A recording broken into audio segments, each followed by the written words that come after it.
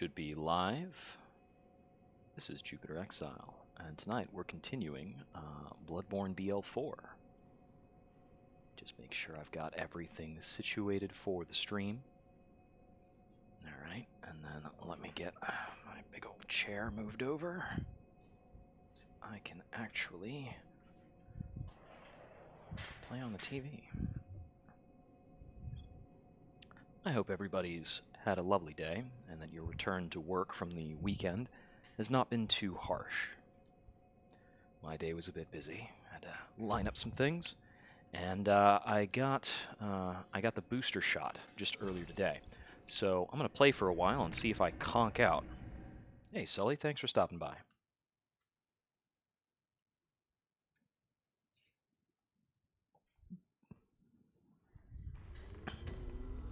Okay. Before I can get around to the meat and potatoes of continuing to fight the boss, I need to farm up more souls. Yep, Ludwig is the name of the boss I'm on right now.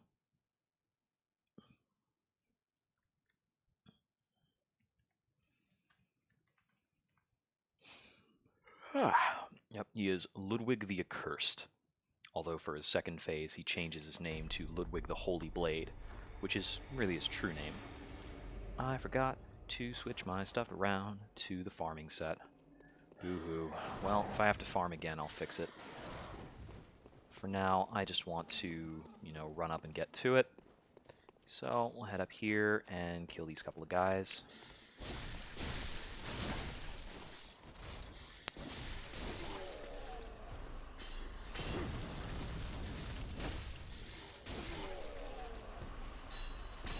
Get some blood vials.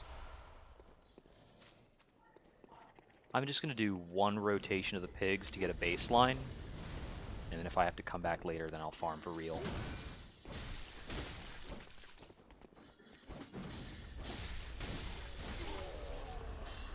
So if I didn't bring my ideal farming stuff, I don't want to do more than one rotation of the pigs.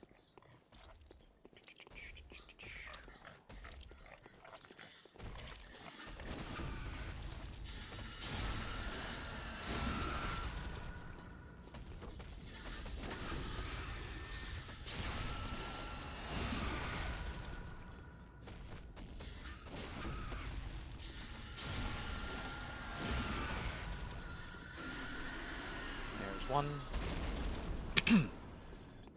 And I'll get 9,400 as opposed to about 14,000 I would get with my farming set. Oops. Come on, I know you're mad. Charge at me. I definitely got aggro on one of the pigs, but his AI is being a little weird. Did I lose aggro? Can that even happen? I guess it can. So now I know. Might throw a pebble at one of them. Come on now. I need to make sure this is just one at a time, or it gets very messy. It's too short. There we go. Now I've definitely got one. I've definitely got two. Alright.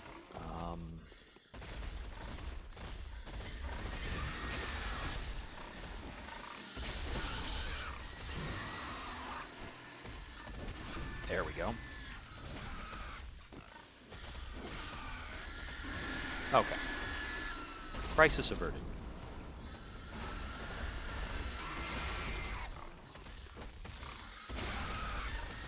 Ouch. Well, it'll cost me a couple of blood vials. There we go. Under control. Whoops. Oh, right. I forgot they can even do that.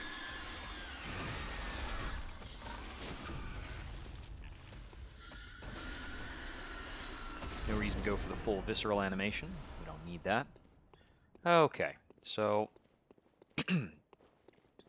I could be at something closer to 50,000 if I brought all the right stuff, but this will be enough for, this will buy me enough blood vials to continue making attempts for now.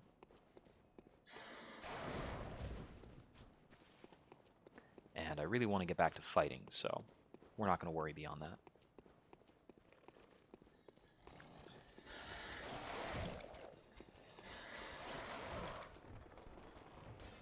Okay. And also, before I go back in, I'm going to change my weapon temporarily to a configuration that does baseline fire damage, because while I'm learning the fight, I don't want to be spending out all my fire paper. I think I've only got about 30 left, maybe 25. Just buy a bunch of those. I mean, we should try not to be using healing too much while we're learning the fight. Stuff's expensive. Some quick blood gem fortification. Yeah, so we'll be swapping this one out for a fire blood gemstone. Ugh, notable downgrade. I need to find out if I can get another nourishing damp somewhere. But I can take this fire blood gemstone along with it. So we're doing about 250 fire attack. So long as we're at full HP, it's a little higher. I don't need to change my Carol runes. I already flubbed on that earlier. And we'll head over to the Nightmare Church.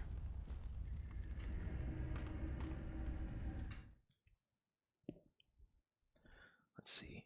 So we did about maybe an hour worth of attempts last sit down, and that's about as much as we've done for Ludwig. Maybe an hour and a half. As last sitting, we killed Murgo's wet nurse, and then we came over the DLC. And then making our way over here, I think probably took, I don't know, 40 minutes to an hour, and then we were attempts on the boss. So now we're right up to the boss. But that was on, let's see, that was Thursday, if I remember right. I didn't play over the weekend at all. So let's see what we can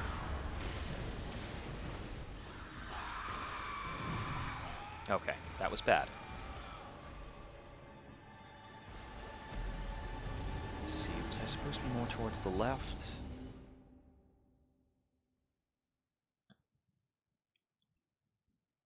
I think I'm supposed to be on the left after his first hand slap.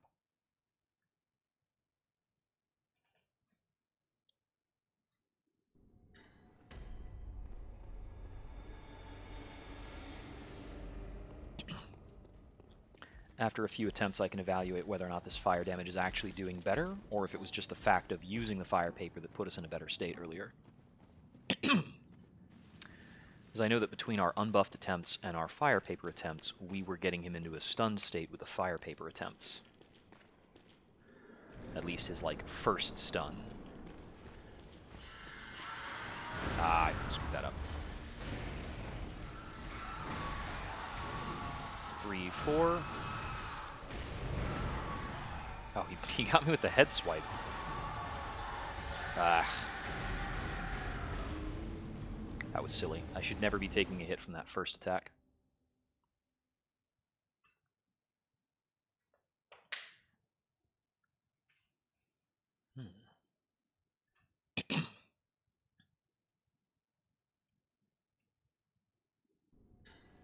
I was considering earlier today if I should like look up the locations of some other gems that maybe I might be able to get a more powerful weapon attack.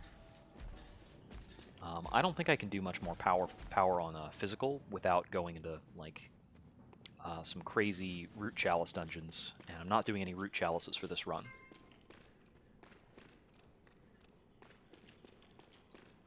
It's kind of lame to like use a wiki to get all your items. There's a better opening. Okay, that winged me. That was probably an unnecessary dodge. Oh, he actually went over me with that attack. Interesting. Huh.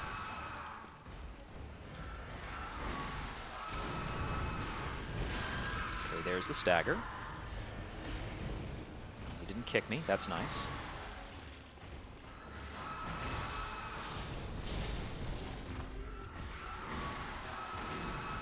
BL4. Okay, that's a bigger opening than I've been giving it credit for.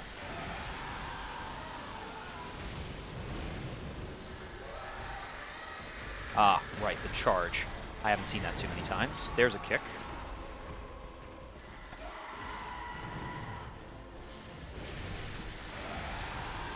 Oh, I was a little too nestled in between the heads instead of on the right side. Okay, getting better. Yeah, dodging in left is really helping.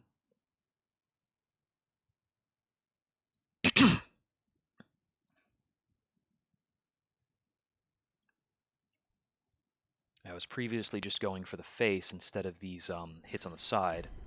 The side angle is working a lot better.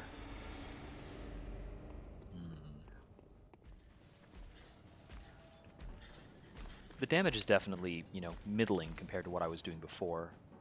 And I can probably maybe work in some transform attacks. Do I have...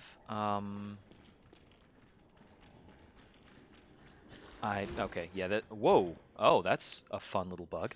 Wait a minute. Oh, is Ludwig stored down there until he loads into the boss arena? Huh. I saw him while I was falling. Well, that's interesting.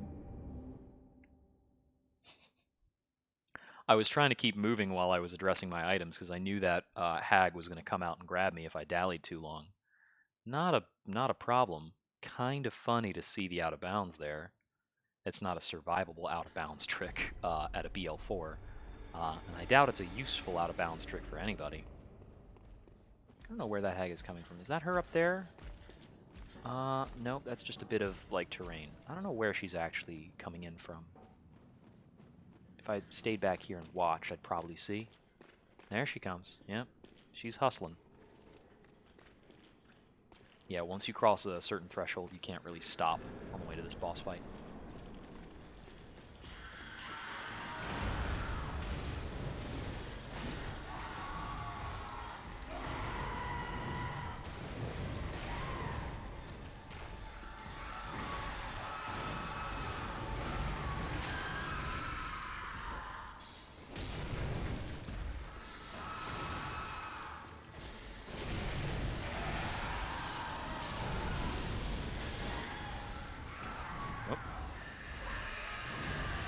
I do a swipe with that.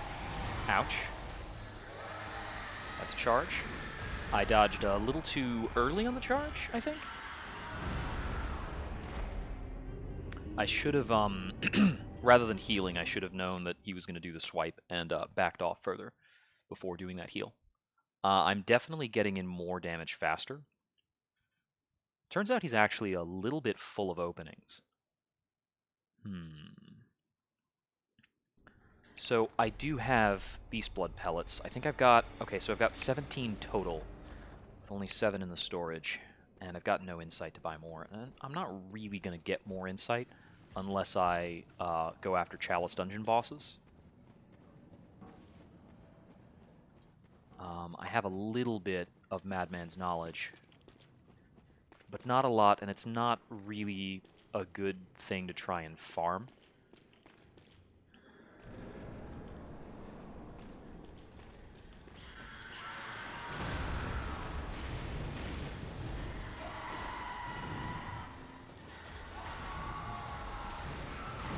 Yeah, I need to be a little bit cautious about provoking that kick attack.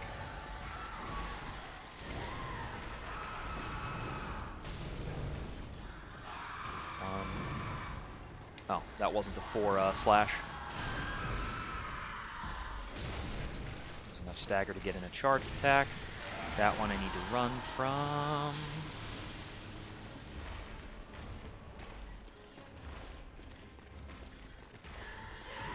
Oh, that's the bites. He doesn't do that too much. Ouch. Yeah, that's me being a baddie. I shouldn't have gotten hit by that in the first place, and then I panicked a little.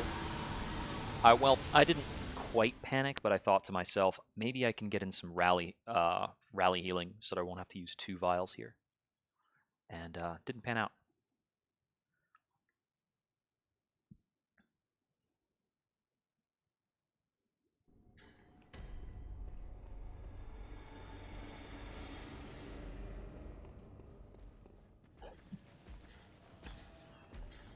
I would like it if within the next 20 minutes I can get him into phase 2 so that I can start to learn that.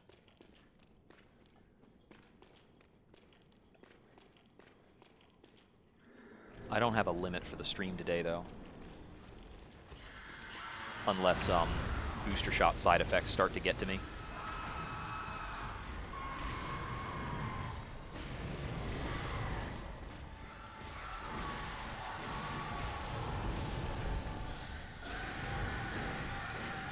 I almost got away with that. That was such a cheeky move. Bite sequence.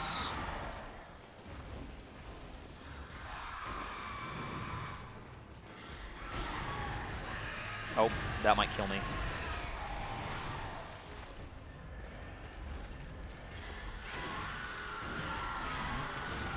Oh, he carried me up the stairs. I got caught on his model. 4 swipes. Ah, that's the retreating swipe. Got me. There's only a very short opening after 4 swipes, I think. Either that or I need to be at a different location of him to punish it. I need to make sure I'm not caught under the Stomp the Yard attack. Because if I'm caught under that, he'll still be doing it by the time I wake up, and that'll be very tenuous.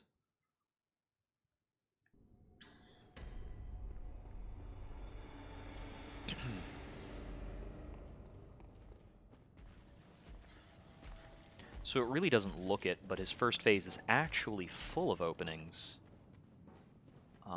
Which I'm glad for, as far as, like, that's a very Bloodborne boss.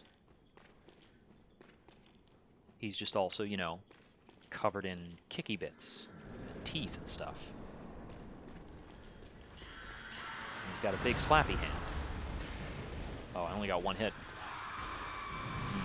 I dodged 2 wrong on that. How wrong was that dodge? What did I need to do correctly in that dodge? I'm not sure if it was too early, too late, or just in the wrong spot. So that dodge was too bad. I think I was in the wrong spot, and I needed to be further on the left. So I think if I was further on the left, I would have gotten over the beginning of the attack, and then the rest of the attack would just be off in La La Land with respect to my placement. And the other possibility there is I could just sit outside the attack and then kind of dash around him, I think, and just do a very casual punish that way. But if I can get the dodge over, then I can do both the single swipe and the quadruple swipes with the same punish.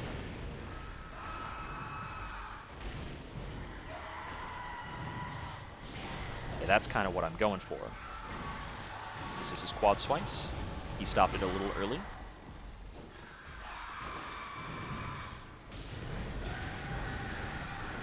I got hit by the retreating attack for most of my health, but not all. This is the multi-bites.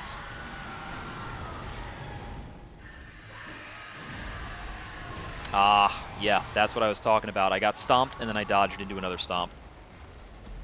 Now, I thought I had him in a stun state enough for me to get off a big charge attack, but he was not that stunned. That's something I'm struggling with a little bit, reading out whether or not he's stunned or in a long stun.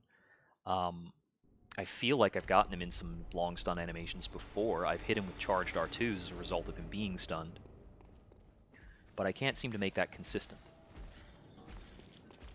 I'm not sure if it's that I'm triggering 2 different kinds of stuns, or if I'm just reacting to them better sometimes.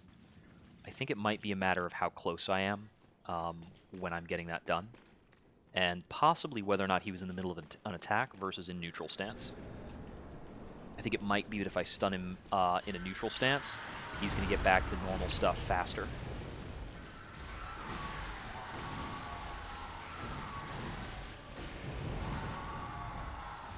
Now, yeah, I kind of knew a bit there that I might be setting myself up for the kick. There's a stun.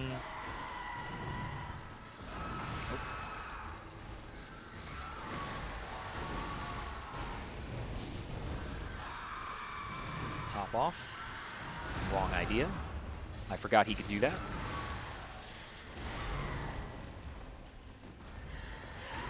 Multiple bites. We just heal up.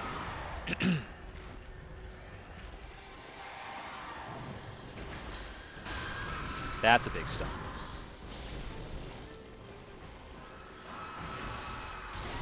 That's a small stun. I have no idea what's going to happen. Okay. Blood from the ceiling twice.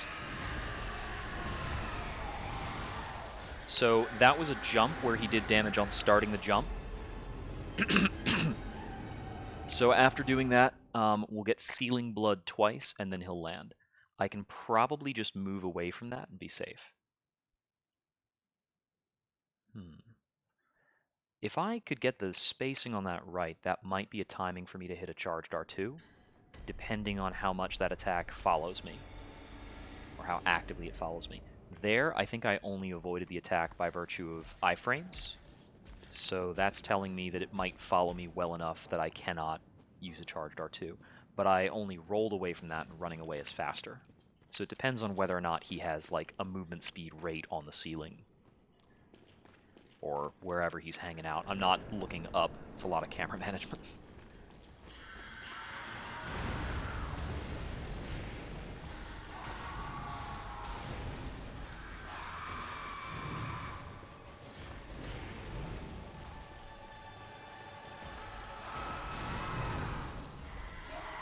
I guess sometimes you can just walk up on him. Not for that attack, though.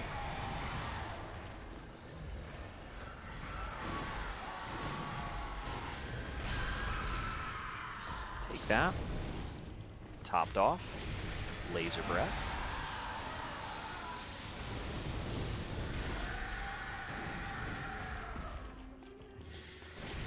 That's a straight shot. Okay. I probably could have rolled that.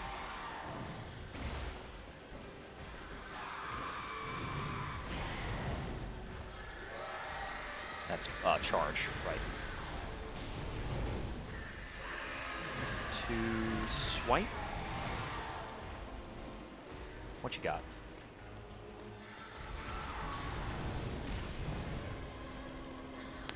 That's the leap again. 1, 2, down, heal. That's a charge. Up to full.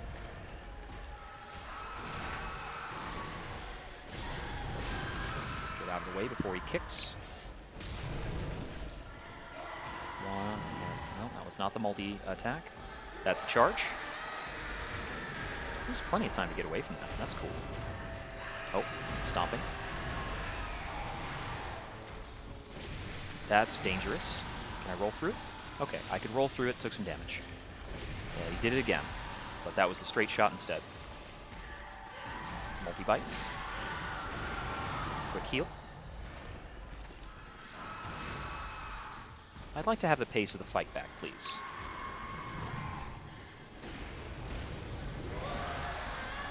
Heal. Ah, that one I was not in iframes. He just doesn't have a hitbox on his head for that attack. Using a lot of healing this rendition.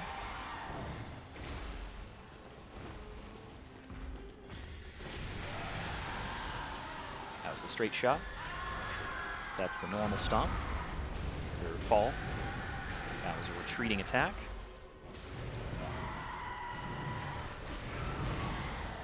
We'll rally back, thanks. That's a charge. Charge killed me. That was very close to the 50% point. Like, disturbingly close. I think his phase change actually happens at lower than 50% then.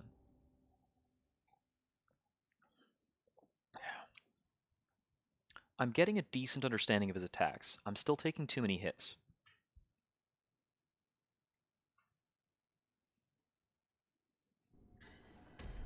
Okay, we're a little low on blood vials, but I'm going to do another attempt, because that one was very good. Afterwards, I might do a longer farming cycle. I just kind of didn't want to, what's it called? I didn't want to take forever farming before getting into the fight. I wanted to sit down and be doing the fight as soon as possible. It makes me feel better about how I'm spending my evening.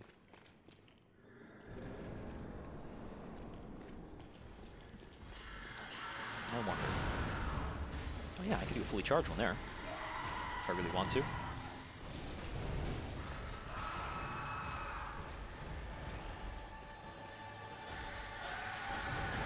The retreating attack will get me if I press up on him like that, unless I'm really close to his hind leg. Alright, let's go again. Because it seems a lot of his behaviors just don't hit at his back leg, so we can just kind of chill there, if we can get there. And if we walk over in that direction and just respond to what he's doing with a dodge, it's pretty safe.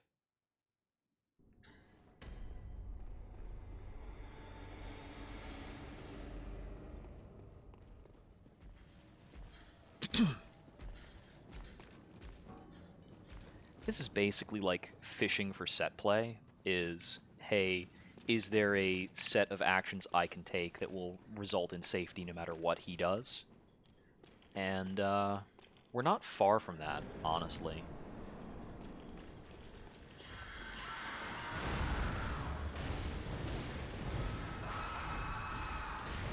I knew the kick was coming. I tried to dodge. I wasn't fast enough.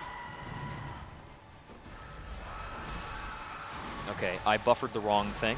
I buffered in an attack instead of a dodge, which is just little nervous fingers.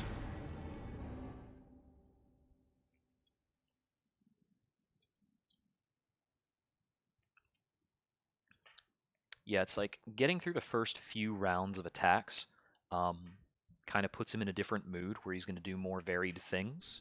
Some of those varied actions are punishable. Some of them get me extra healing time. So it's really ideal that we get like this first stagger at him that seems to trigger the new behaviors. I also haven't incorporated the gun at any point in time. I could start shooting him. When I get down to it, though, I've only got about like 30 Quicksilver bullets.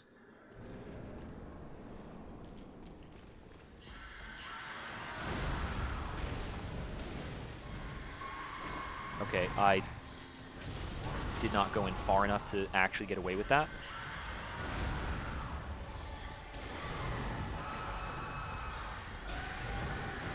Okay, yeah, that was messy. My positioning was very messy for that.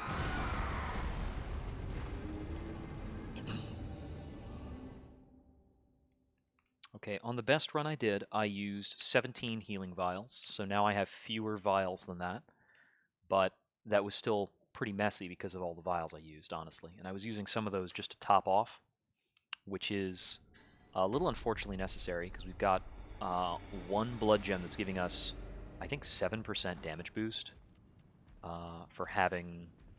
you can't even read this, can you? Like, there's no way to... Oh, there it is. Oh, it's only a 3% damage boost at full HP. That's not as important. More important than that is there's a couple attacks he can do that take off about 98% of our health.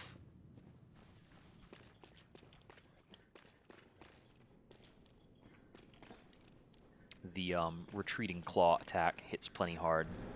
I think the bites might be something like that.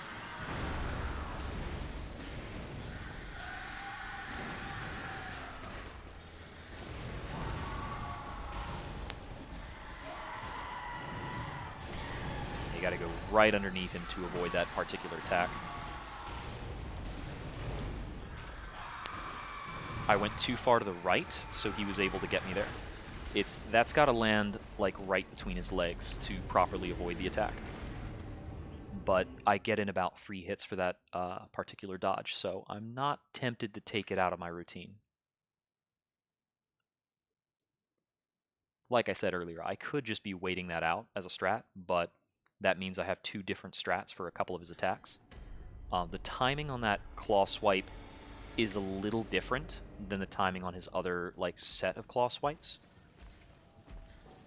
The other claw swipe set, he will commit to 2 swipes, and then if I'm still in front of him, he will perform an additional 2 swipes up to a limit of 4, after which point he's punishable. So that's another case where I can outbox the fight and get punishes in.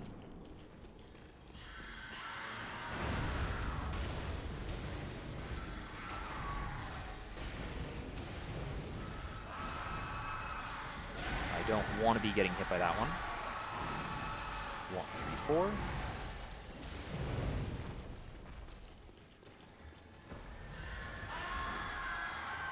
That one's just rough timing. 3 and 4.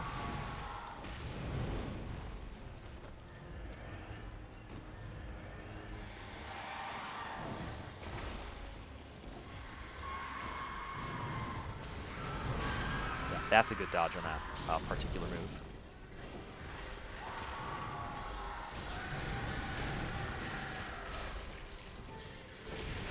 I I second guessed myself. I was instinctively moving to the left. I don't know why. And I thought, no, go to the right. If it's the sweeping breath, you get a punish by moving to the right. And it was the straight breath. And my character went into a pivot animation, and it murdered me. Something to watch out for, getting murdered. Okay, we have to farm now, and it's going to be a little bit more farming than last time. Let me be sure to actually change around my Carol runes. I'd like to do probably 2 rotations of farming. 2 rotations of farming with the right runes is like 100 blood vials.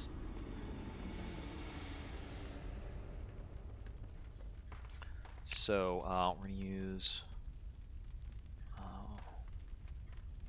visceral attacks give blood echoes, and moon rune for more blood echoes. We could also swap out to the eye rune, which might cause them to drop more actual blood vials, but that's a difference of just a couple blood vials. These other things are a difference between quite a lot per kill. So I've been thinking more about what challenges or other things to do if we complete Bloodborne. As far as Hard Mode Monday goes, I'm thinking what I'm going to do is probably a Hollow Knight run where we overcharm ourselves for as much of the game as possible. There's also a 4th ending in Hollow Knight that you can only acquire after beating a very hard challenge at the end. And I'm not planning on keeping up. I had to wait for him to finish that.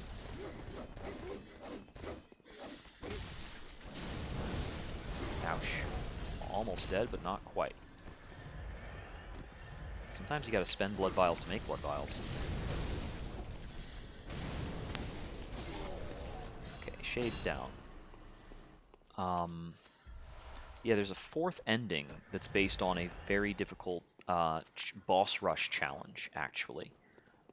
So I will probably aim to work on that after completing this other challenge run for the main game. And I will not be using those same challenge rules for the boss rush, because that entire segment has its own applicable challenges. And if I can beat the basic boss rush, I might try a challenge, but that's asking a lot. This is actually, it's one of the tougher feats in gaming. Okay, this just decided to not give me the visceral, so let's finish this guy off without the visceral. We do get fewer blood points by about 4,000 for not landing the visceral on these. Okay.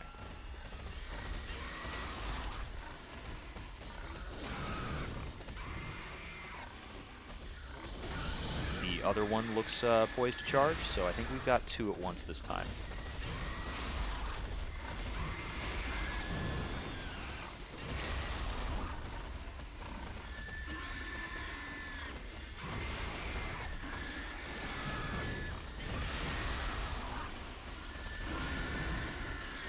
Ouch. Yep, that's death. So we'll come back over here and gather up our blood echoes and do that again.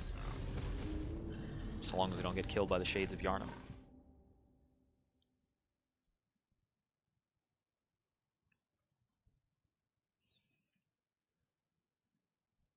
As for Wednesday, we're currently still playing through Jedi Fallen Order.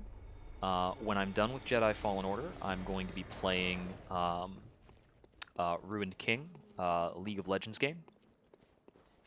And that one is like a turn-based CRPG type of thing.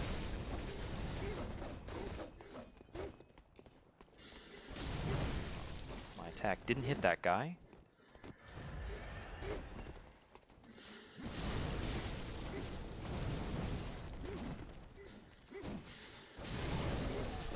And okay, so I lost 20,000 blood echoes. That's up the stairs.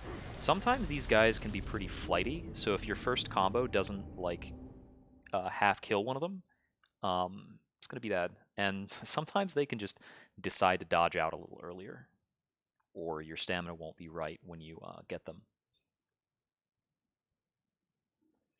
There's probably a very specific way of making it consistent, but I'm definitely not going to research how to best kill the 2 random shades of Yharnam that are on this route.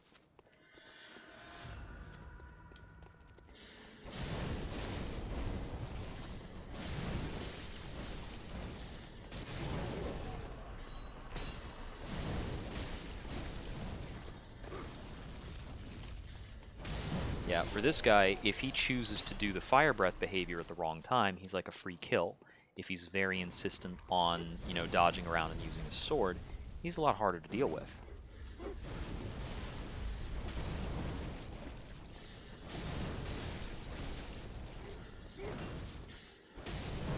This guy's stuff is mostly slow, so he's generally not going to be troubling.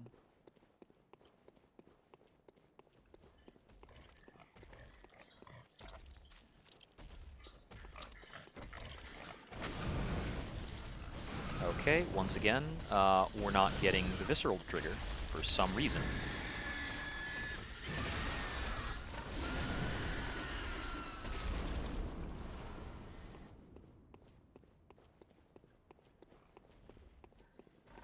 If I could get one of you to come on down.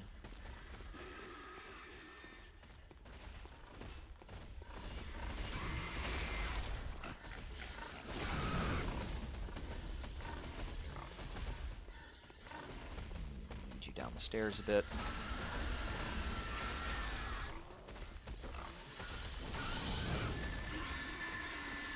Stuck on the stairs now.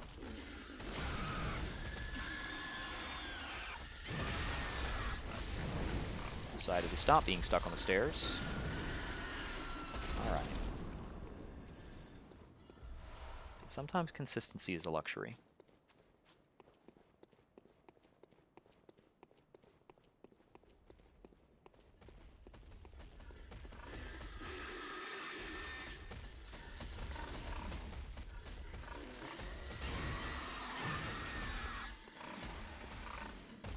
I want him to do the raised on his back attack if possible, because that would let me get behind him. Or raised on his hind legs, rather. There we go. Oh, I didn't start the charge. It went into the right into a heavy running attack, which I didn't know was a thing.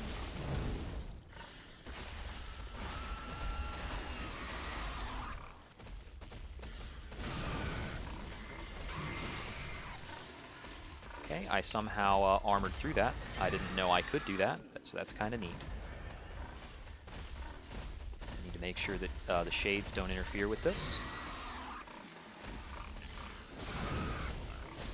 Okay. Couldn't quite get behind any of those guys, so we lost out on about 12,000 blood echoes on that. But this will be enough to get us another set of attempts. I could do another round of pigs.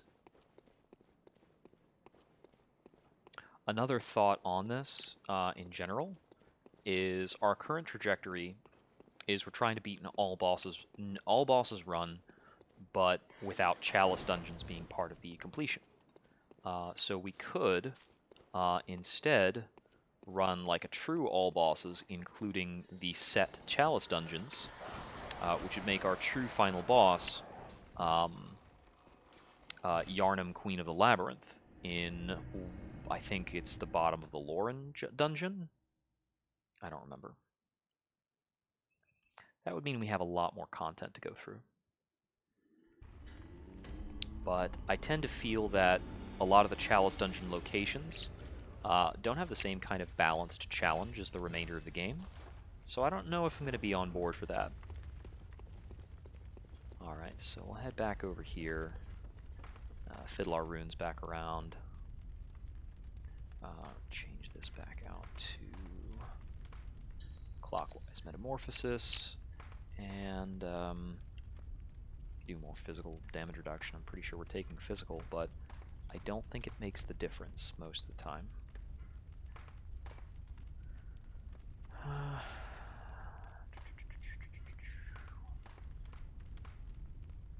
Yeah, the last rune does not really matter for us. We'll do max stamina up. I don't think I'm really at a stamina limit for anything in particular against this boss, but whoops, wrong location. Keep forgetting the DLC headstone is here. Back to it. Oh, I see that I am obligated to stretch. Let's give that a sec.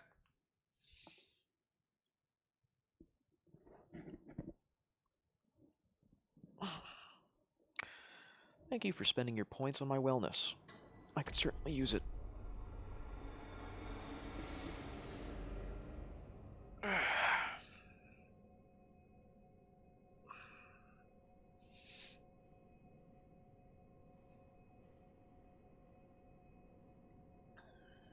For those who are new to the channel, I also offer the option to use blood points to make me say iconic lines. It can be about whatever you can think of, something from a movie, a meme, some other joke. I have the right to refuse, but I'll try and be a good sport about it. Streaming is social after all. I don't think streaming should be purely detrimental to the streamer. It shouldn't be only what the streamer wants. It's both. It's a conversation. Whoops.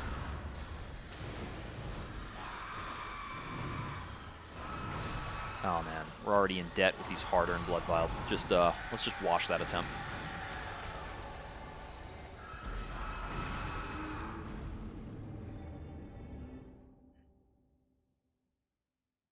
Yeah, I'm sure a lot of the other folks have plenty of channel points. So most of the viewers here are regulars that I know in real life, and I appreciate their patronage very much.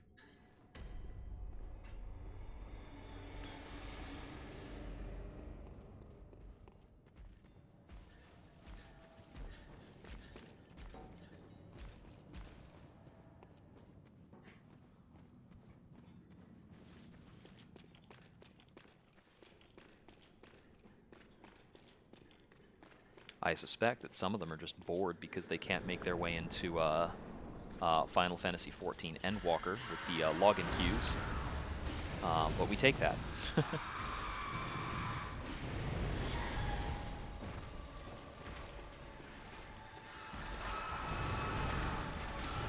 Okay, yeah. Reacted too late to that.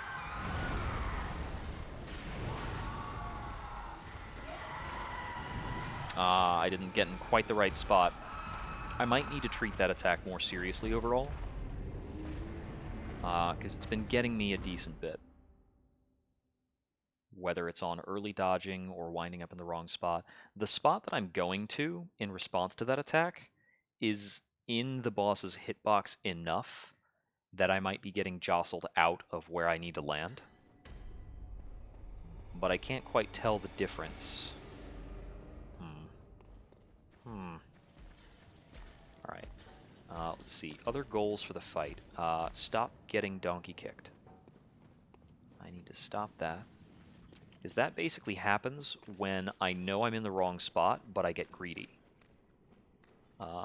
Generally, like, every time I take that kick, I know it's going to happen. It's just a bit too fast for me to dodge on reaction.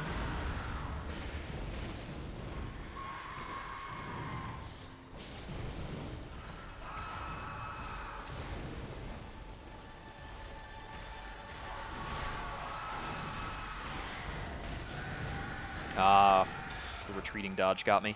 That was one of those cases where I triggered the stun on the boss, and that put me in danger, because once he's stunned, he's no longer locked into his current animation. So what I needed to do there was, after stunning him, I needed to get the heck out. Because if he's not wounded, if I'm wounded, that's a very dangerous situation for me. Which is part of the reason why I should not be why I should not be taking these actions in the fight where I get wounded and I just swing akimbo to try and rally up.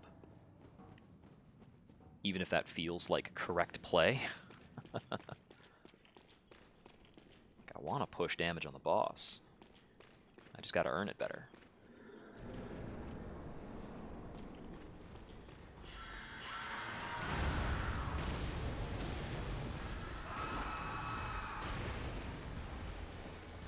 Okay.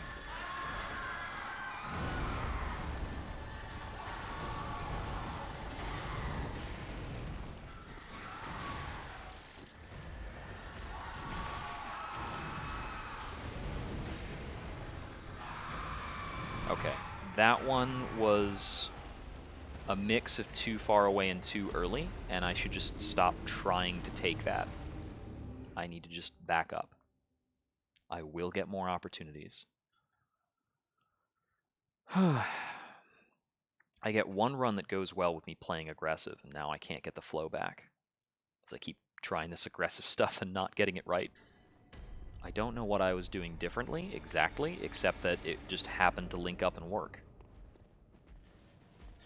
Now, there is also the point I was saying before about triggering the second behavior set. I think it's a lot easier to deal with the boss once he's in that phase 1.5.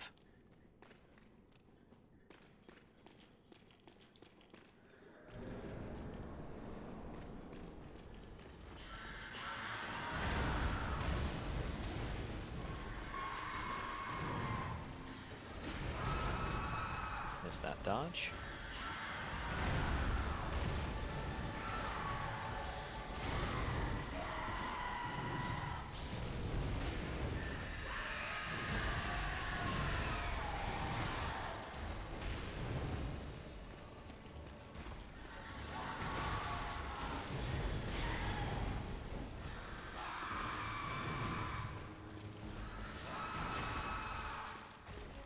I'm less familiar with that attack. Oh, his retreating claws actually killed me there. Was I not at full health? I was, but it killed me anyway. I think his retreating claw attack might hit me twice if I'm in a certain spot. Huh. Honestly, I think it has to do with being in front of him. I think being in front of him is still more dangerous than being at the side of him. Even if being at the side of him is causing me to make some other mistakes. I just need to adapt to that pattern anyway. It's peculiar, because I really want to be there, but I need to be a little less eager to actually get there. Let him whiff some attacks instead of trying to dodge through everything.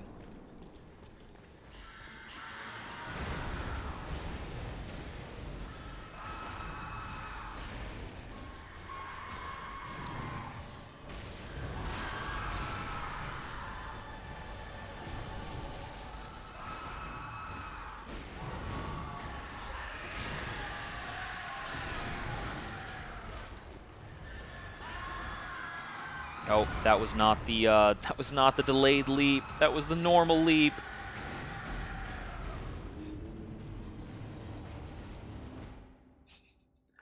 I kind of think so. Yeah, it's much faster.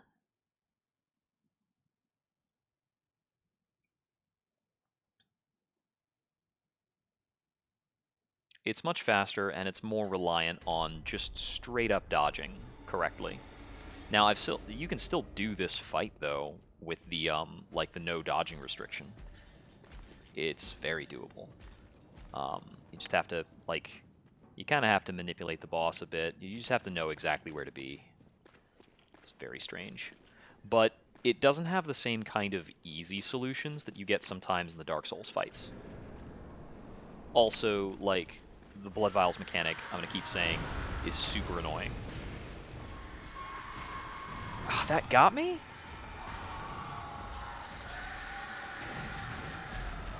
Yeah, I dodged short. I didn't get far in enough.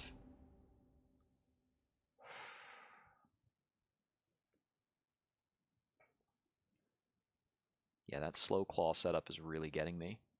I think what I would say for this fight, I would almost directly compare him to um, Ava, the King's Pet from Dark Souls 2.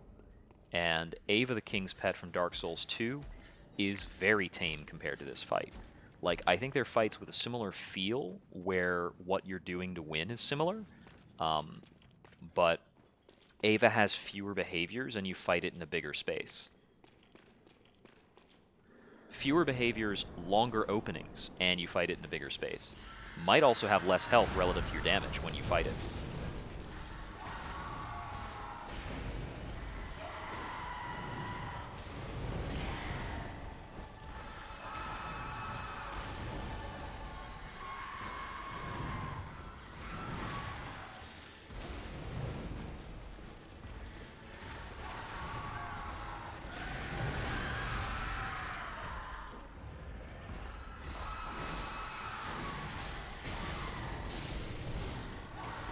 Greedy. Ouch. That was very dangerous of me to do.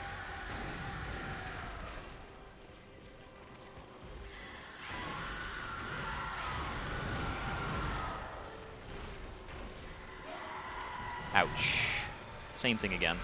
So when he does that big swipe, he kind of draws himself back, and it trounces my stay on him mentality a bit. So I think successfully running the fight through this phase is definitely going to be about managing that attack and whether or not that is hitting me.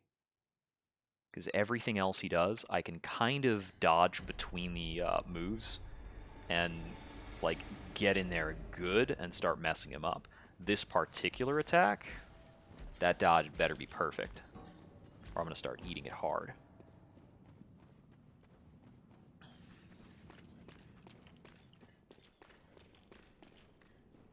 Yeah, Ebrietas is also like a really tough fight.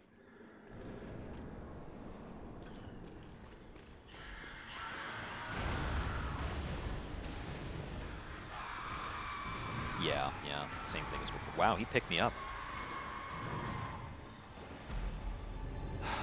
The other problem is, like, from the startup behavior he's doing on that swipe, I can't differentiate it super well from his other swipes until he's actually done it. And B, the proper reaction I've been doing move in as the reaction, like, preemptively to a lot of things. I have to stop doing that. It's like I can't get away with it. So I have to wait until he does a move, then go in. But once I can go in, I should be able to get in like 3 hits sometimes, maybe more. If he sticks around after I've started an attack string, I think I can just go akimbo, almost. There's 1 or 2 things he does that punishes me on that. The Stomp the Yard punishes me for going akimbo.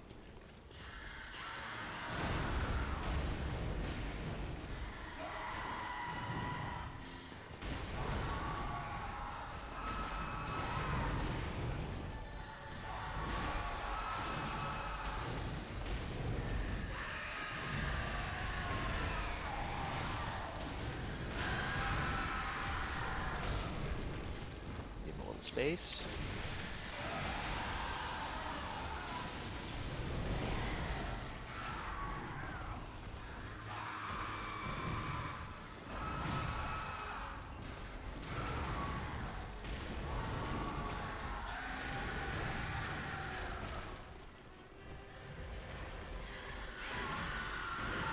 I wasn't quite in the right spot to deal with bites.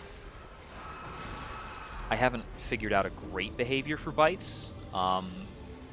He does the 2 bites, and then he does like a really big 3rd bite. And I have to be like really out of the way by the time he does that. What I've been doing is usually rolling through the 2nd bite or like off to the side at that time, but I was just a little bit off to be able to actually do that this time through. My behavior for the earlier part of the fight was working better though, for the most part. So I do need to give him a bit more space a lot of the time. But yeah, this is like, I think there's maybe about 4 moves in this fight that I just have to dodge for me. Um, which is more than I would have to deal with in terms of dodging in most Dark Souls fights. There's a few Dark Souls fights that are kind of like that, but the bosses are smaller in those.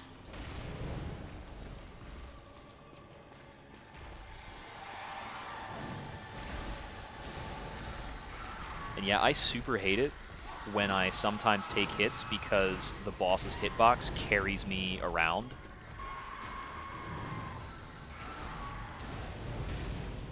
And that is happening sometimes for this.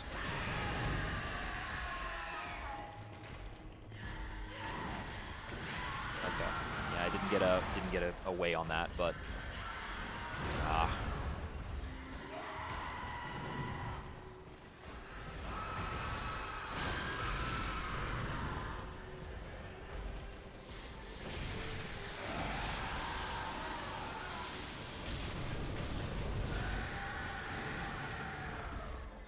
health is good for now.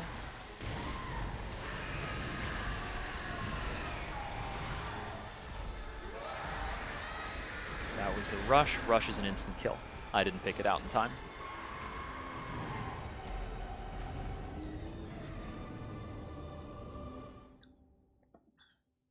I think the real measure of difficulty here is there's so little I can adapt in terms of my build to try and make this any easier on me. Like in other Dark Souls games, I'd have 4 rings worth of, well, let's try this or this or this. Or I could change up armor to try and make sure that fewer of these attacks were one-shotting me. This boss is like 3 different things that one-shot me in the first phase. And that's pretty extraordinary, considering that in Dark Souls 3, even the final boss has very few attacks that one-shot you, depending on your gear set.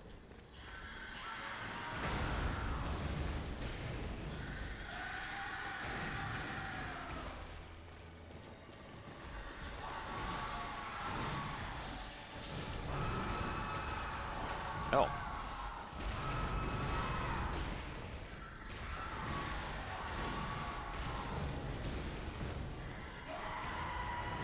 I'm glad that worked. I was very far from a guarantee. Which is a nice way of me saying that that dodge was entirely a mistake and I should never do that.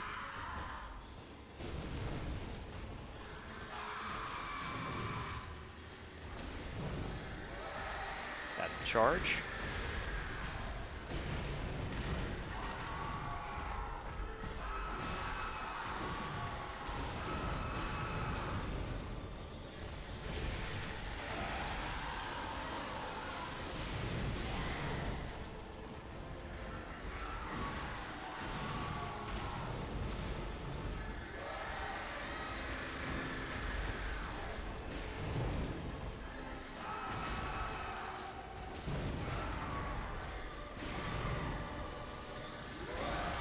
Bleed, bleed, drop.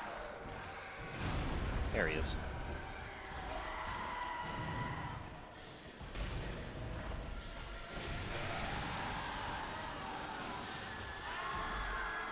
There's the regular one.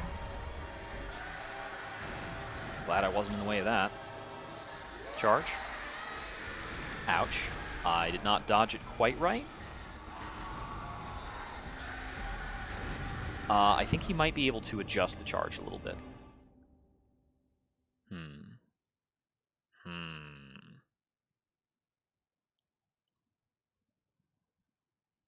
I really had him close to phase 2. I think. Maybe maybe I have to deplete the health bar entirely for phase 2 on this boss. Oh boy. That would really be a pain if that's the case. Well, that might explain why I saw the character model there when I got clipped through the floor. Because that was the phase 2 character model. Because it's got the big glowy sword. I've seen that in clips before.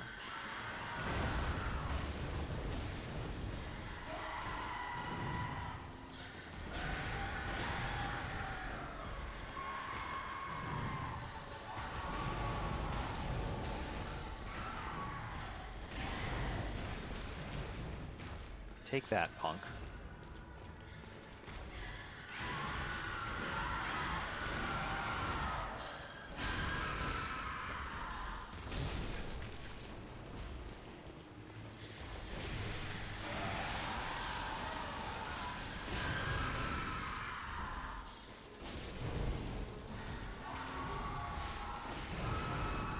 Dodged it.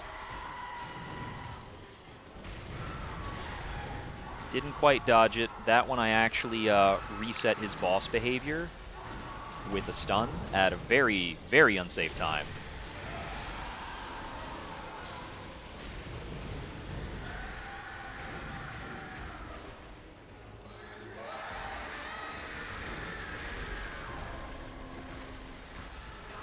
Ouch. Thank you for doing that twice. It's very kind. Aw, bummer.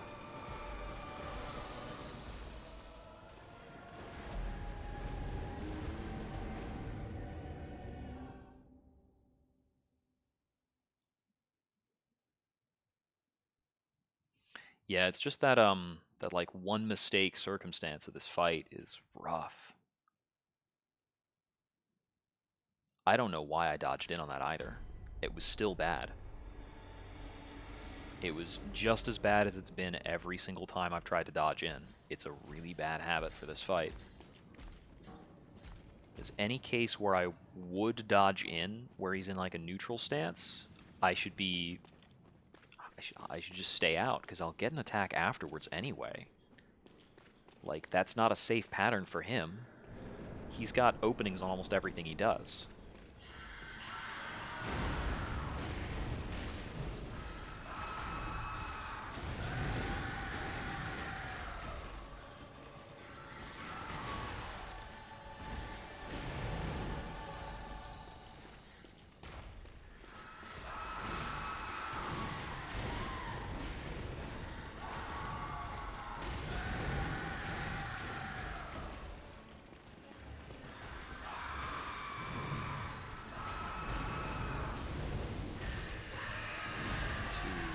Swipe.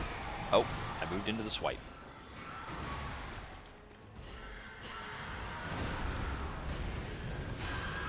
Use that to heal. This is tight. Yeah, I still took a lot of damage on that.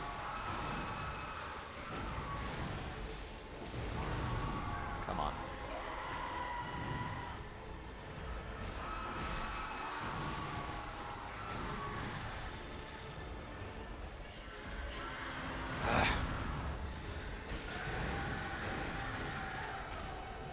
There we go. Full.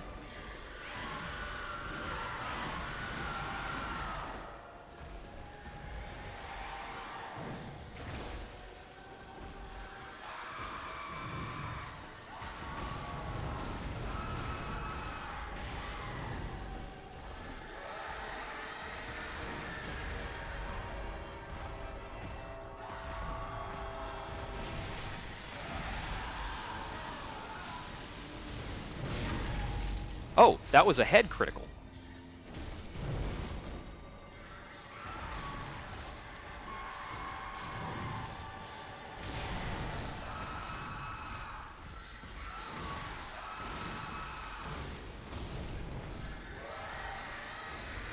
Whew, I wasn't sure I had that.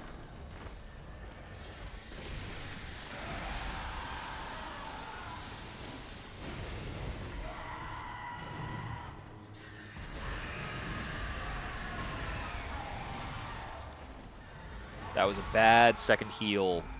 I knew I had the one heal. I did not have 2 heals worth of time there. He was very insistent on fighting on the stairs there. I could also go and grab the item from the stairs. I have no idea what it is. I'm assuming it's not important, but let's go ahead and spend an attempt to get that item. It's probably just cold blood or something.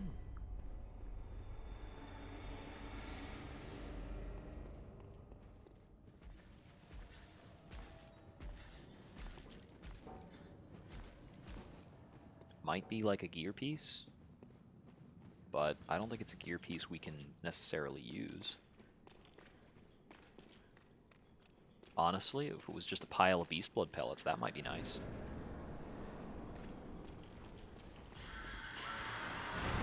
Here we go. His phase 1 behaviors are not quite aggressive enough to punish me for this immediately. It's just some blood vials. Okay.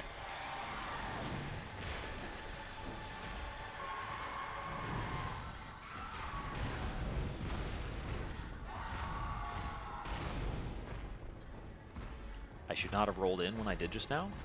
It didn't punish me, but I shouldn't have done it.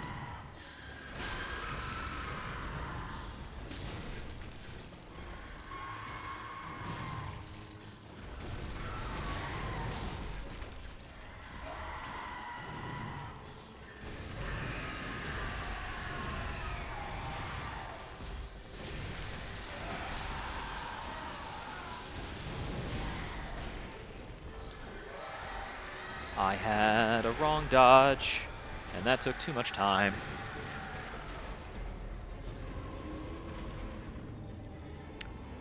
That was a reactive dodge instead of paying attention to what he was doing specifically, and that's not allowed. You can't do that. You do have to react to whatever the boss is doing. So I'm understanding now that the stuns I'm getting are limb breaks on specific limbs. Part of what that means is by alternating the side of him that I'm attacking on, I can get more hit stun out of it. I think the other factor on that is by attacking the same side continually, I should inflict more damage after the limb break. I'm assuming he's got limb breaks available for his forelegs, hind legs, and head.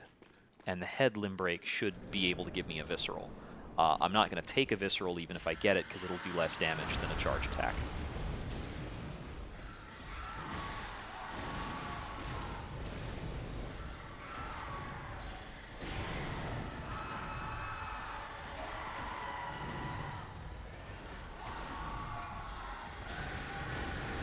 Okay, that's unfortunate. I've taken a lot of damage.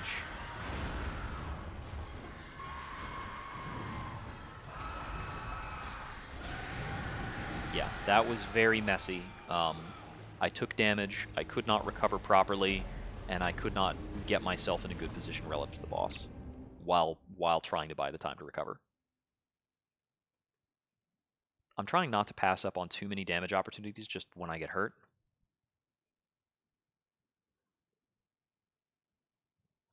I could try to spend more time healing up. When you get down to it, with the amount of health this boss has, I could even be trying to do like a poison strat with some gems. Maybe. I don't know if the boss is vulnerable to poison, immune to poison, or something in between. It's a thought. I don't know if poison damage is viable against any particular thing in Bloodborne.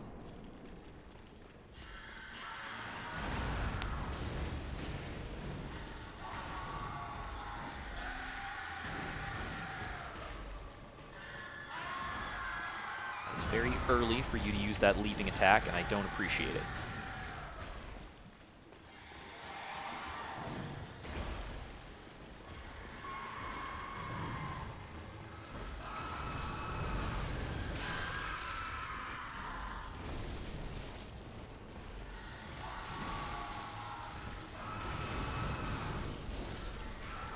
Okay, I tried to roll out of that, and it just rolled me into it instead.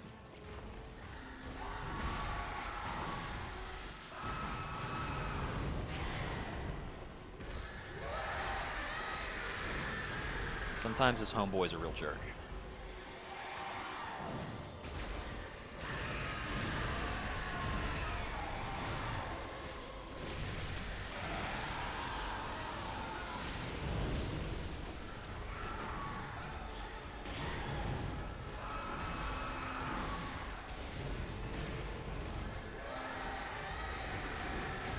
I'm surprised that worked out for me, and very happy.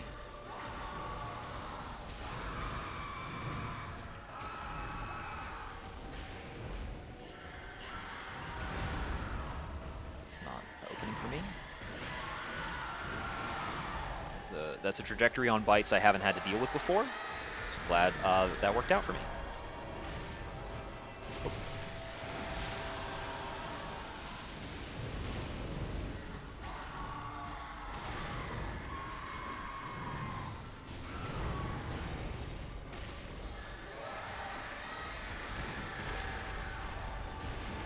Oh, I finally got the phase change. It took about 30 minutes longer than I wanted to.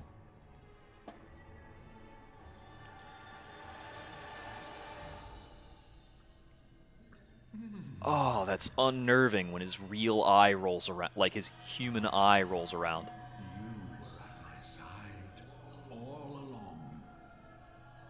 Oh, that's incredibly disturbing. My true mentor. My guiding moonlight.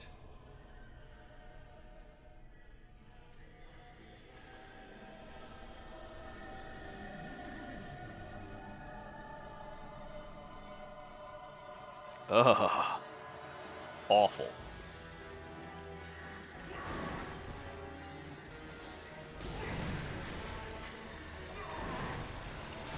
That didn't kill me. Nice.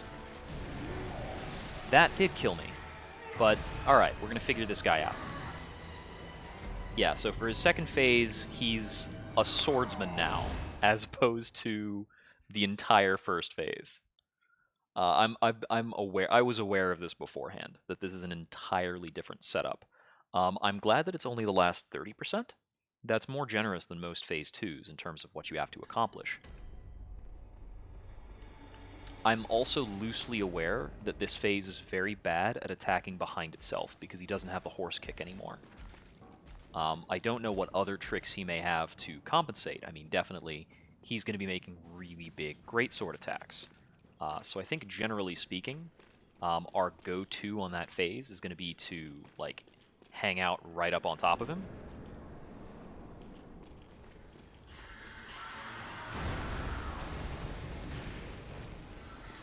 Oops, that's no good.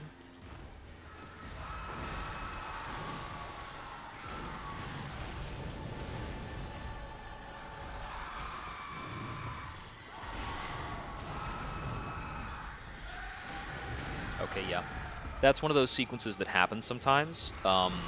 If a hit stun puts him in a spot that is difficult for me to deal with.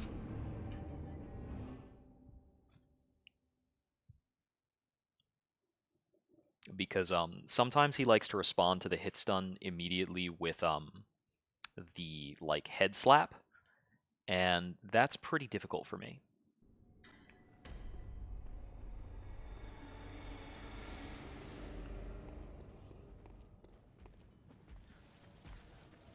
So right there, he followed up the head slap almost immediately with a retreating claw, and my response to the head slap is usually to get in one rally strike and then try and figure things out. I was also kind of hovering underneath him for a bit there because I just wanted to like land shots. That's he's only got one attack that hits that spot. Unfortunately, that one attack's pretty dangerous if my health isn't full.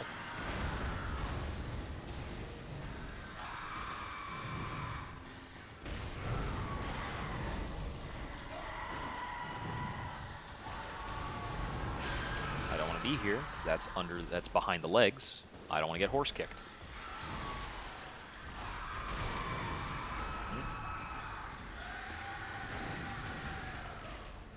Yeah, there again, the stun set me up for a head waggle.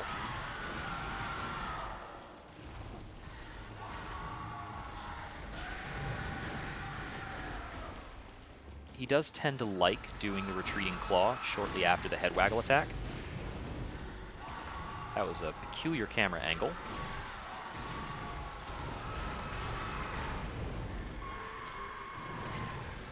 Oh.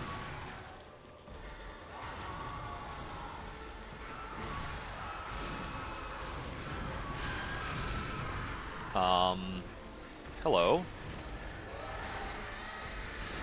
There. Now I can be at full health.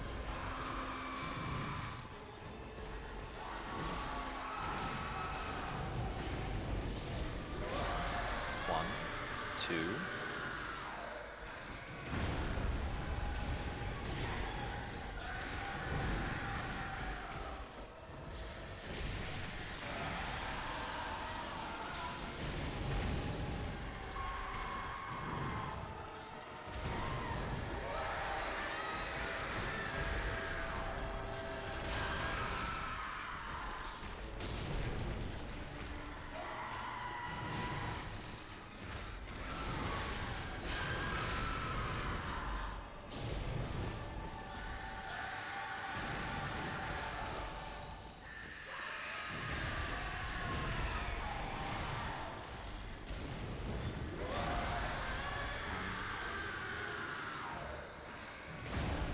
Didn't want to jump. Phase 2. We're not going to watch that unnerving cutscene anymore.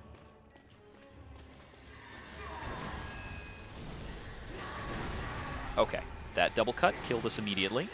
That's kind of like a square in front of him type of thing. I might want to spend more time running to be more aptly behind him. I'm not sure yet how fast he can turn. But it bodes pretty well for our understanding of the fight that there's been such a small gap between our making it to phase 2. Down to 10 blood vials. I'll make one more attempt.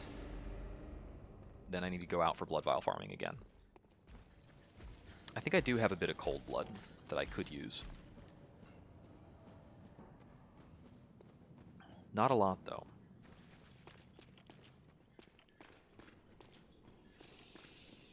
I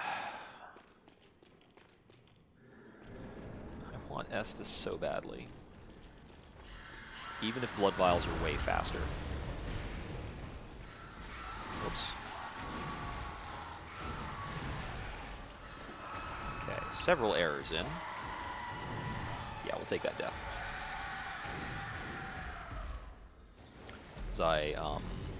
I had a bad estimation on the range of his follow-up slashes. I had a heal that came in a bit too early, or was I just lingering too close to the boss? 6 of 1. For a lot of his attacks, you actually have the option to heal almost immediately after taking the damage. But if you wait or if you're slow on the input, your window will shut. It's part and parcel with him being a very vulnerable boss. You can hit him between a lot of his attacks. You can use one of those openings to heal. Generally. There are a few of his attacks that have extra follow-ups if you're in front of him.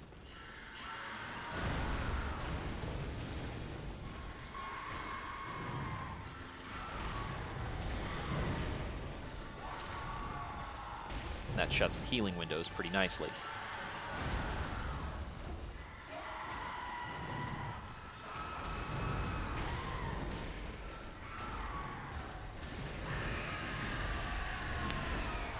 Ah. The heal there. There we go. Take that. Whew. Barely avoided that one.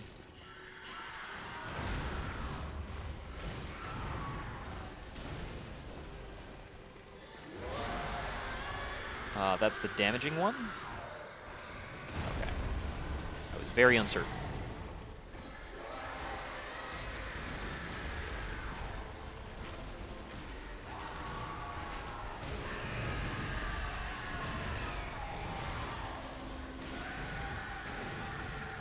I learned that time for his third attack after the stomps, I should just keep moving away.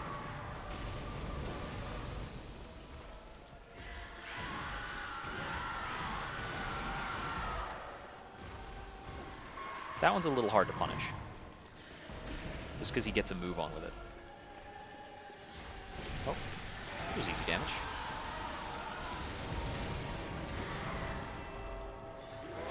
That's the damaging one. It takes him longer for the actual jump if it's the damaging version. And there's the new phase.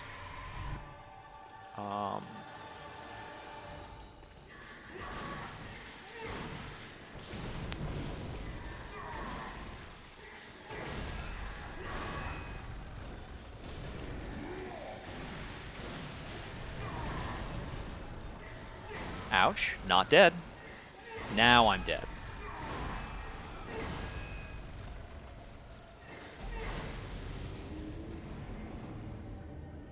He does like to make a lot of cuts that are right in front of him.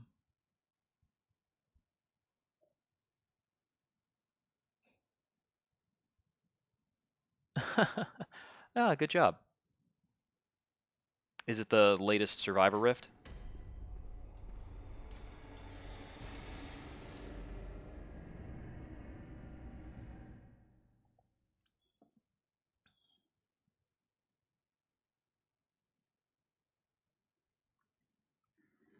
An older one?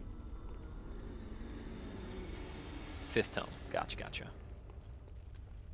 Yeah, there's plenty of those that I would have to go back and finish up at some point.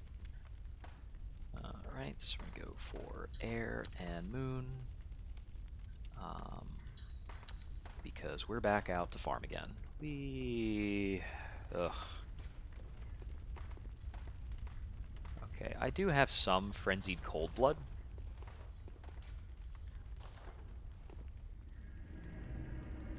Oh, oof, ew. That's tough.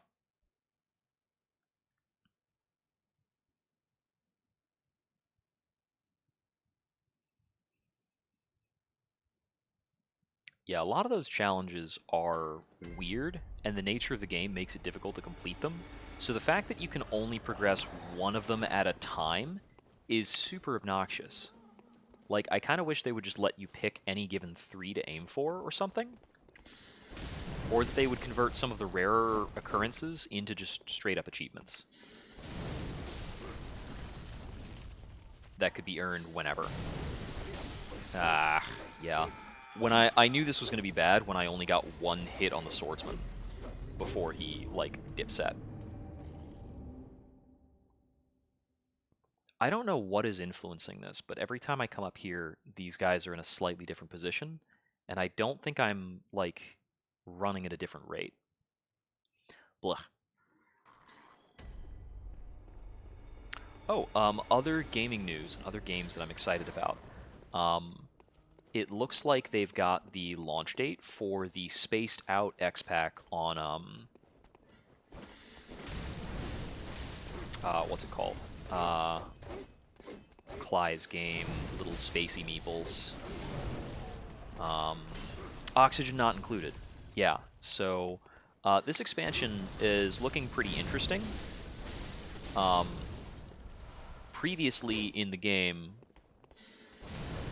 in like the base version, space exploration is like the last thing you do. It's like the top of the tech tree.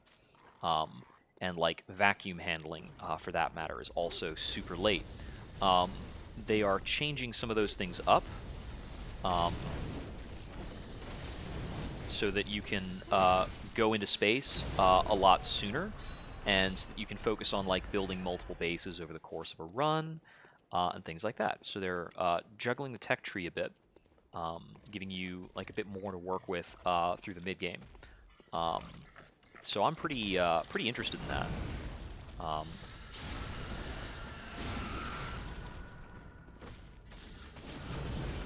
and I'm probably going to sink some time into it. I don't know how much that time I'm going to make on stream.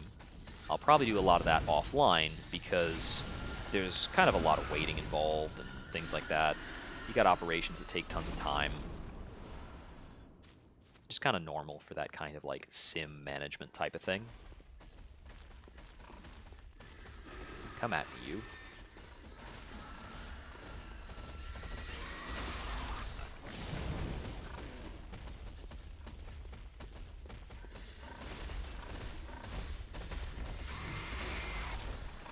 Here we go. I should be able to get full blood points out of at least 2 of these guys now.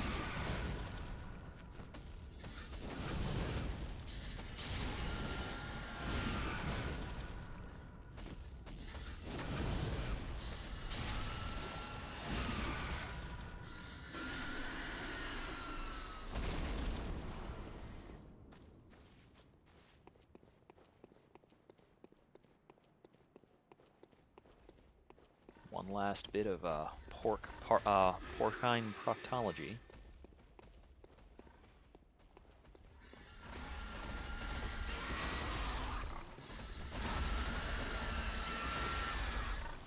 Very nice of them to trigger that behavior twice for some weird reason.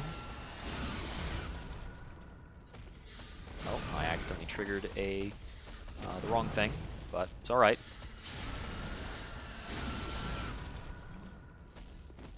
I actually triggered the leaping R2 because that's still in the game. Even though the kick isn't. You can still do a leaping R2. Alright, 50,000 blood echoes. It's pretty good, so we'll head back, change this back into stuff, and move on. with more boss attempts. Definitely a very challenging boss. Like, no ifs, ands, or buts about it. And apart from being challenging, it's like messy. It's not quite the same kind of challenging as the Fume Knight or Artorias, which are each kind of, I think, the legendary fights of Dark Souls 2 and 1, respectively. I think Dark Souls 3 doesn't really feel like it has that same fight, except for maybe Slave Knight Gale himself is also kind of one of those legendary duel moments. I think this would feel a lot like a legendary duel if this dude wasn't, 6 times my size. Alright, so we'll get our Carol runes changed back out. Gonna go for health. And I'm not gonna go for stamina this time. I'm gonna try even more HP. I'm just gonna try even more HP.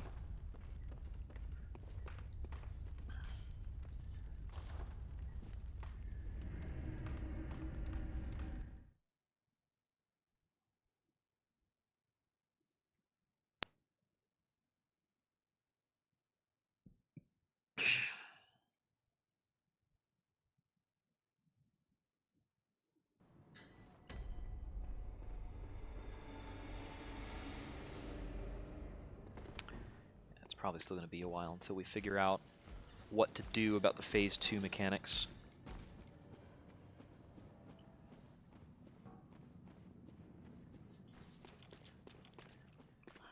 Oh, yep. Arm's starting to get sore from the COVID shot.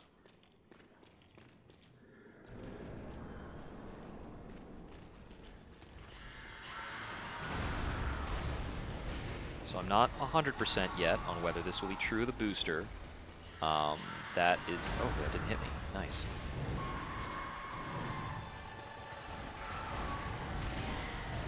But my second dose of the shot messed me up pretty badly.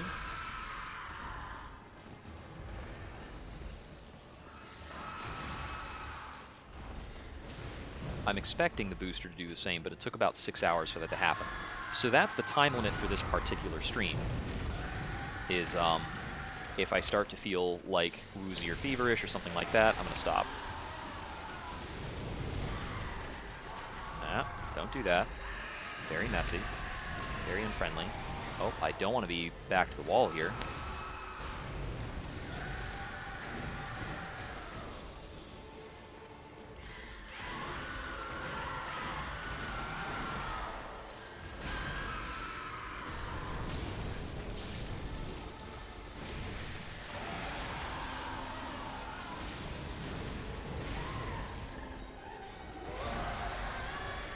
Oh, that was the big fall.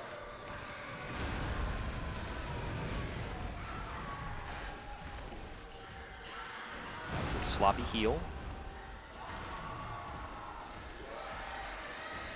I didn't get the dodge out.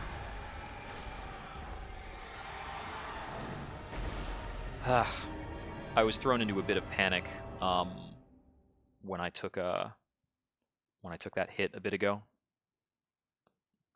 and then he denied my heal with a claw.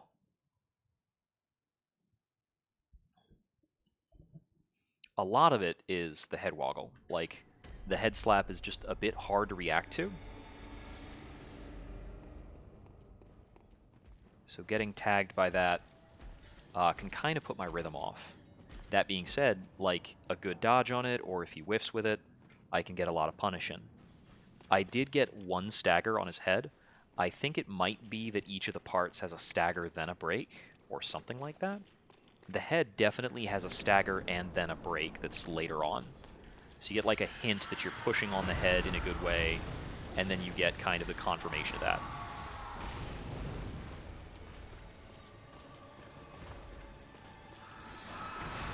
Okay, that's a bummer.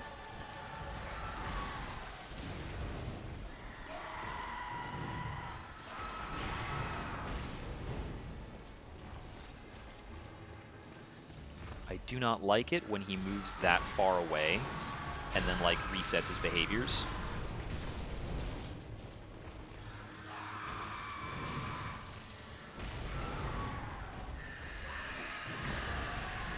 Yeah, that was the same one of those, like, stomp, dodge, stomp combos.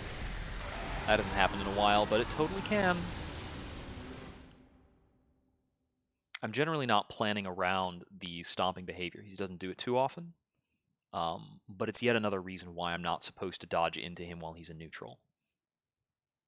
Sometimes I'm tempted to dodge into him while he's in neutral because I want to avoid the head slap, and I'm trying to like hard read out a head slap, but you're not supposed to do hard reads in Dark Souls. You will die. Not how the game works. It's a different paradigm. You are not fighting a human being who has, tendencies and the same amount of health as you.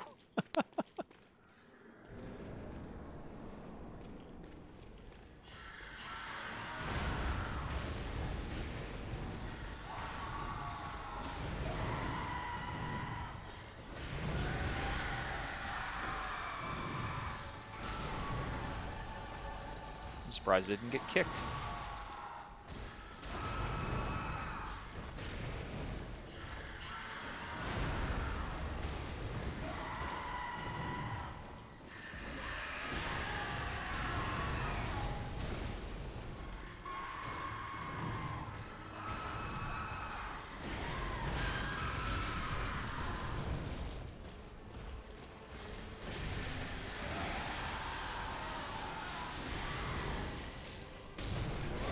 That's the damaging one.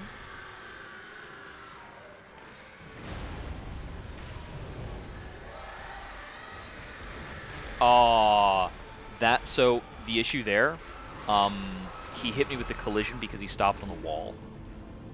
I think. I think the reason that hit me is that he stopped on the wall and I was still, like, around for his hitbox. Which is a pretty random way to die.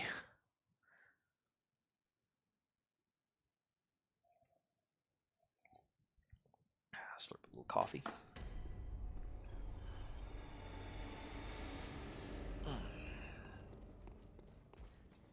A friend of mine was cautioning that for this booster shot, I should get it in a different arm than I got the last shot. Because apparently that, like, helps avoid a certain kind of reaction.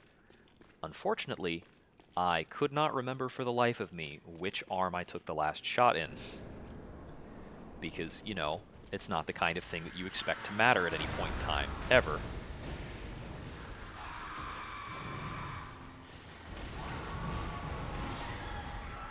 Yeah, the kick still got me. Take a heal, please.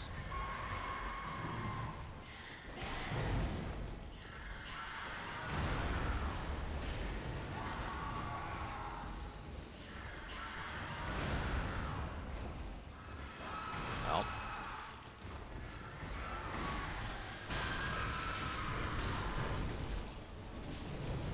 That's the good, greedy, lots of damage.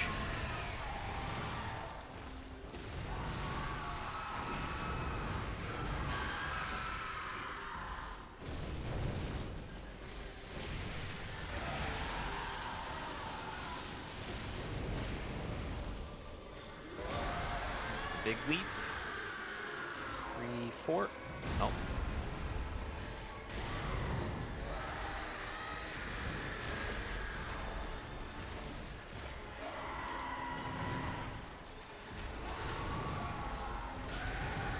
Okay, that was the same mistake I've made before, where I have a bad react to head woggle, and then I get hit by the retreating claw shortly afterwards.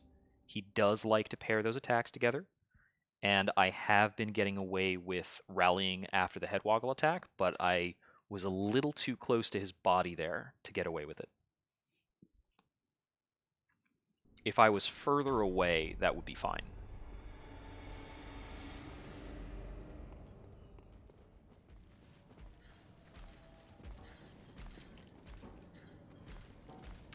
This guy is a really healthy boy. I think I'm... Oh, so not this attempt, because if I stop to equip something, I'm going to get killed by a witch. Next attempt, I'm going to try using a Beast Blood pellet to start.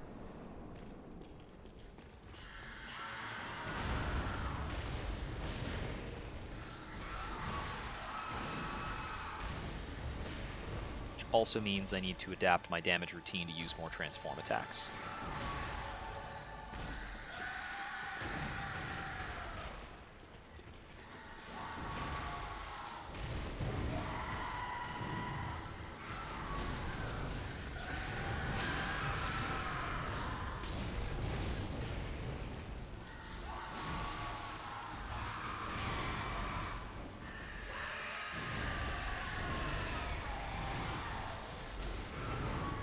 And then, haha, that time I didn't play myself.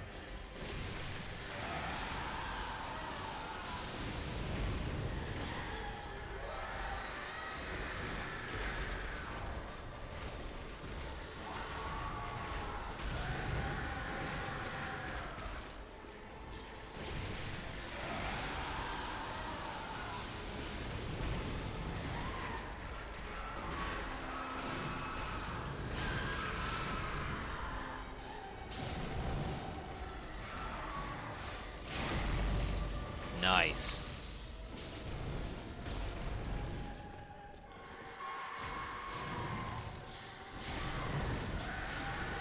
Ouch. Whoop.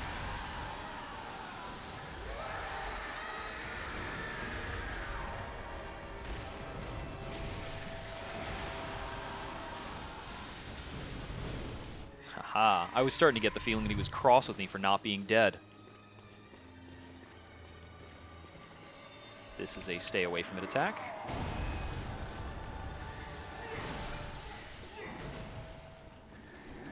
That was a mistaken healing input that occurred slower than I could imagine.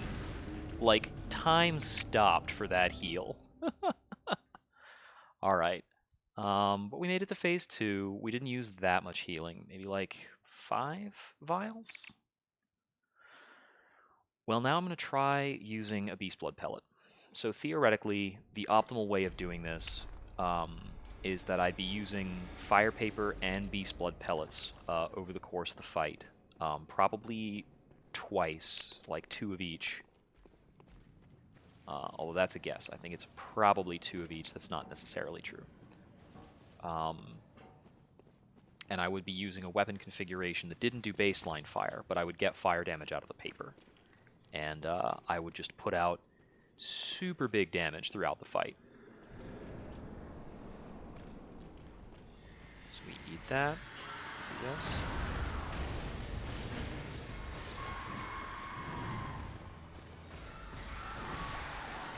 I screwed up in very short order because my transform attack, when I tried to untransform too soon, and it triggered another transform attack, which left me out of position and low on stamina. Really fun. I think I'm going to eat the pellet just before I go through the door instead of walking into the arena, because this guy is not a patient dude. He ain't going to wait for me to buff. If I'm spending time buffing, that is time that changes the way the fight is going to proceed. But I do need to be kind of careful or figure out how to get the transform attacks to work in this without changing up my flow too much. It is a notably kind of slower thing for me to do a bit of, like to some extent.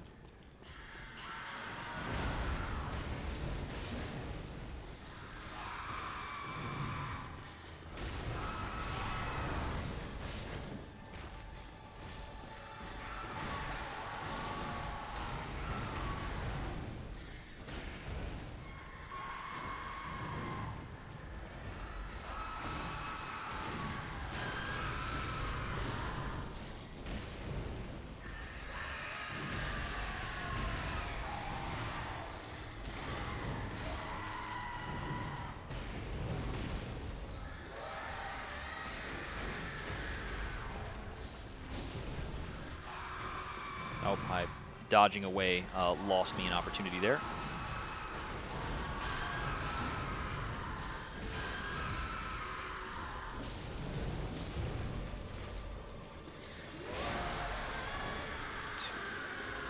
There-ish? No. Ah, that's the first time that's killed me. Dang it. count was a little off.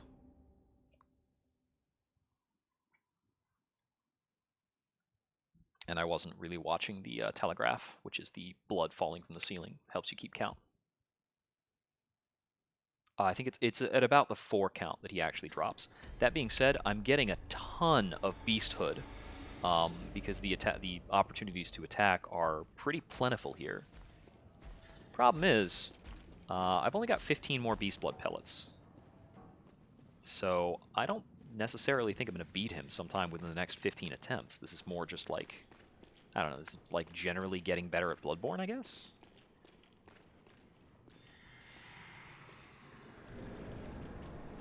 I could also change armor sets to make my Beasthood higher.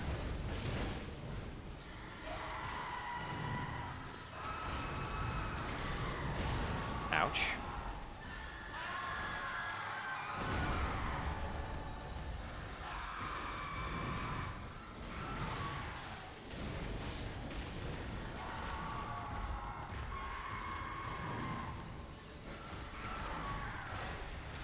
Don't carry me out into a bad attack, jerk.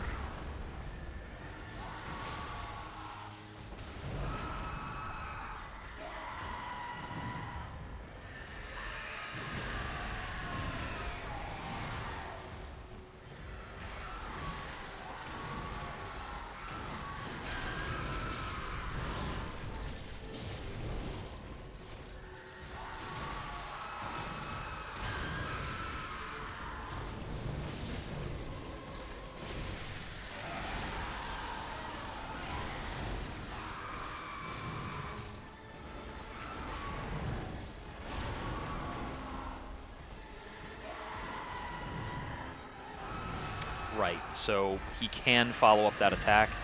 If I'm like in the middle of a heal, he tends to do it. So, this is like okay, I'm doing more damage, and it's theoretically correct. But, oh boy. Like working in these transform attacks makes my handling of the fight a lot more complicated. So I'm going to hold off on that. We're just going to fight him the way we've been fighting him, mostly with R1s. It's safer, I have less to manage.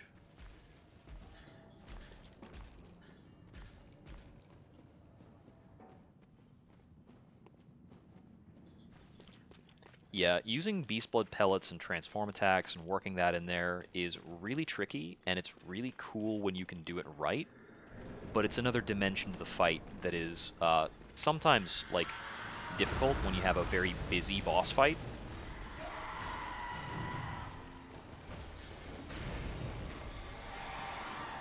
Oh, I didn't react to that properly.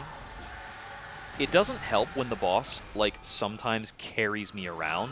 I really hate that.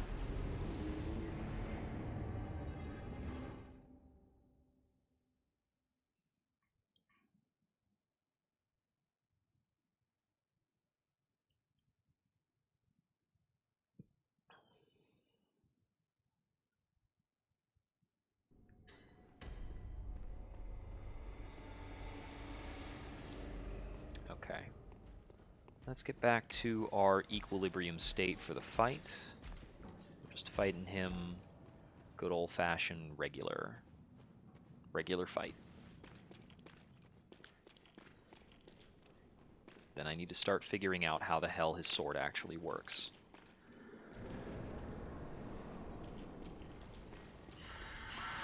That was way too early. I actually took counter hit damage.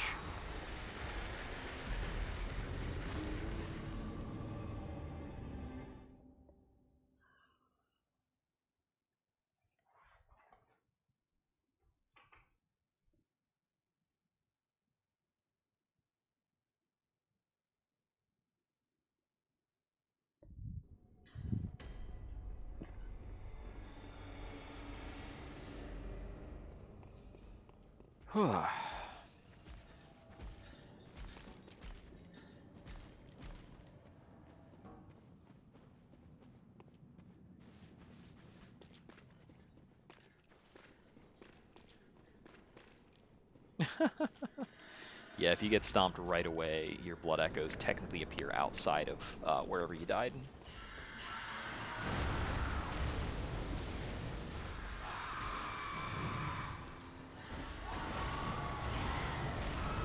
Yeah. Ah, I didn't know he could do it that quickly after doing that attack. But the head slap comes in really quick in a lot of ways. So the thing that happened there, like my regular attack pattern happened to carry me behind the hooves, and I need to make that not happen. Or if it happens, I need to dodge out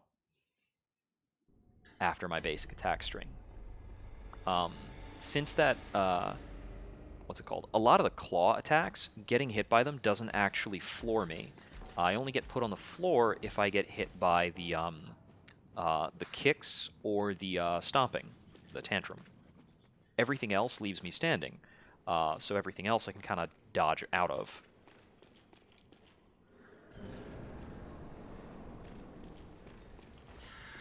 But since I can't dodge out of the horse kick,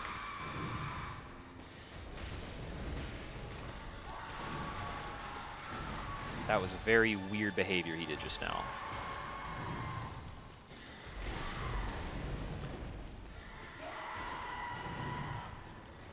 Since I can't dodge out of the horse kick, I wind up on a deficit in terms of trying to get healed.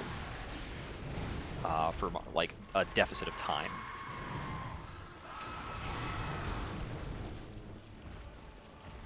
Boink. 60 damage. Oh, a little early. Whoops. You caught me sleeping there.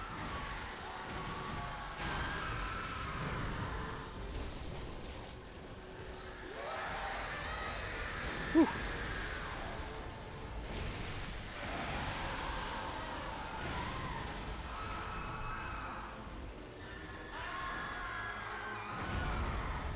He does have a limited movement range on that. That's good to know. Whoa, he finished that up super quick.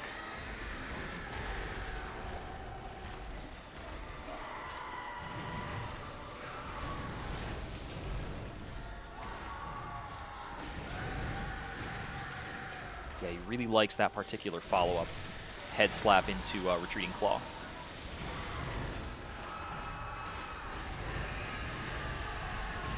Oh, okay. So, yeah, both of those hit me even though I didn't dodge between. The first one did not look like it hit me at all. I was pretty confused.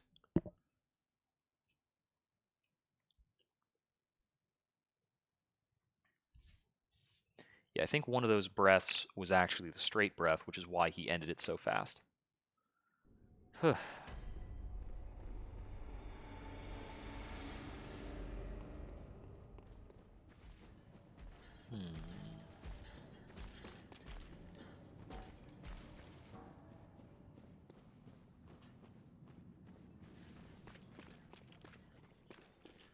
I'm thinking for the sword phase, I might actually want to try locking onto him.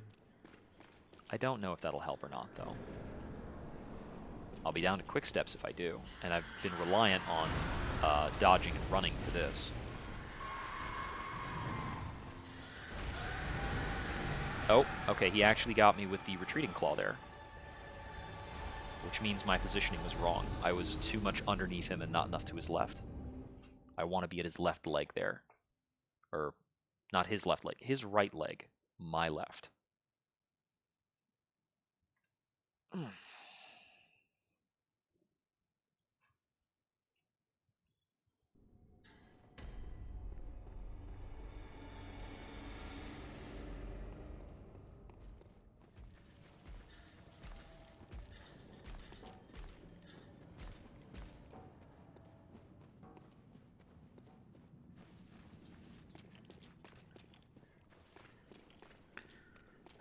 This guy. This guy.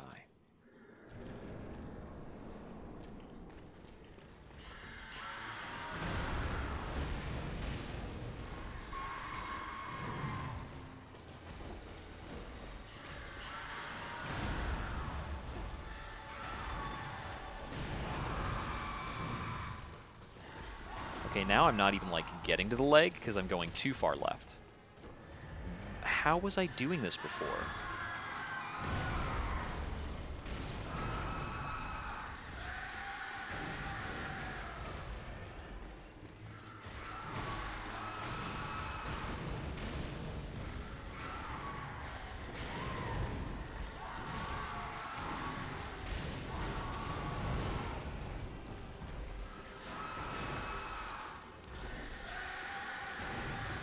What did he do? Oh, that was retreating claw.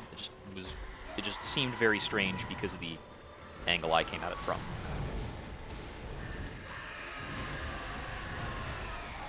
I'll just take a heal there.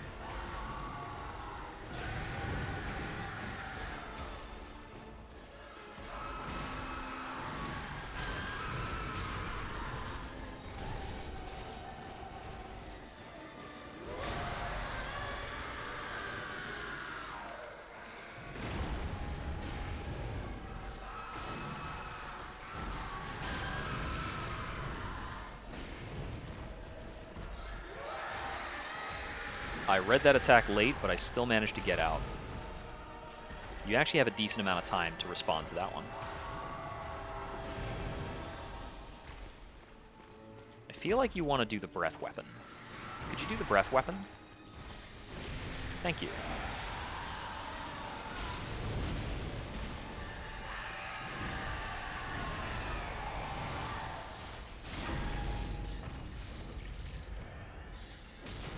That one's a nice chunky opening.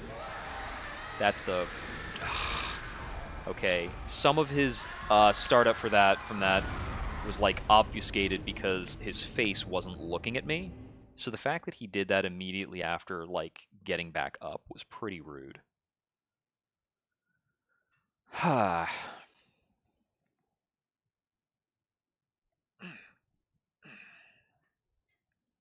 You know, I also need to stand up periodically to make sure that there's not like a symptom that's... This last time this happened, I was basically sitting at the computer until I started to feel feverish, and then I got up, and then all the other symptoms hit me. So I need to make sure I get up periodically so that I don't get, like, gobsmacked by a whole bunch of nonsense.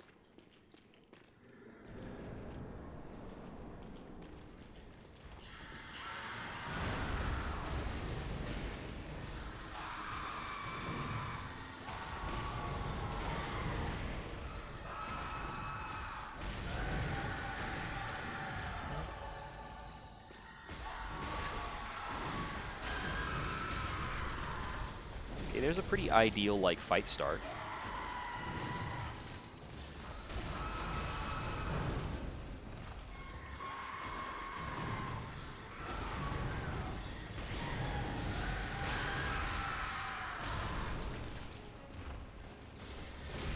Ooh, that's the straight shot breath.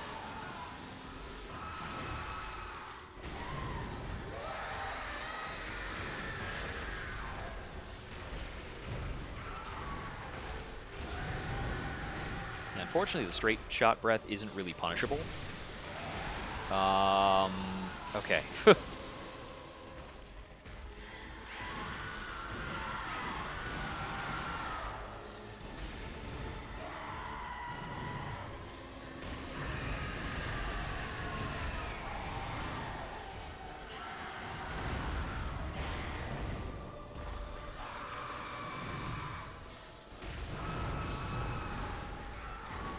No kicks.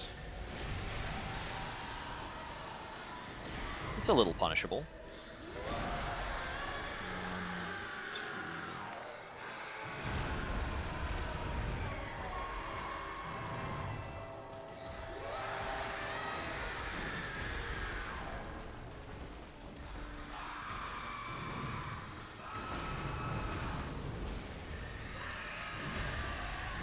Slash. Fades.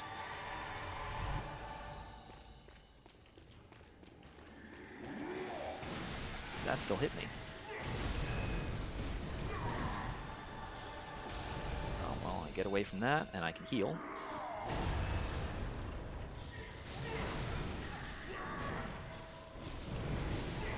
Oh, he got me. I'm having difficulty getting around his stupid legs. Like, I'm trying to keep in close with him and, like, press around the side, and his leg just, like, blocks me from actually strafing. Kind of annoying.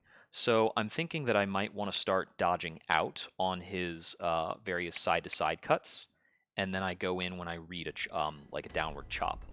I think that's going to be the way to do the fight.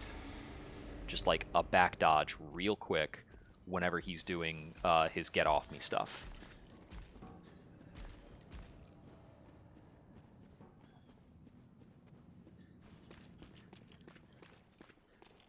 It does seem like he's got a few things that'll just straight up kill me dead while he's in that mode.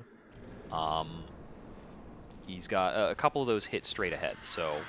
Oh, what was that? What did I do? Did I dodge too early?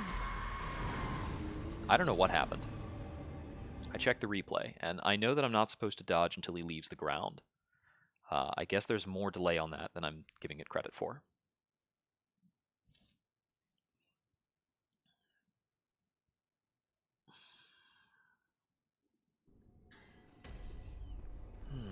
Alright, let's see.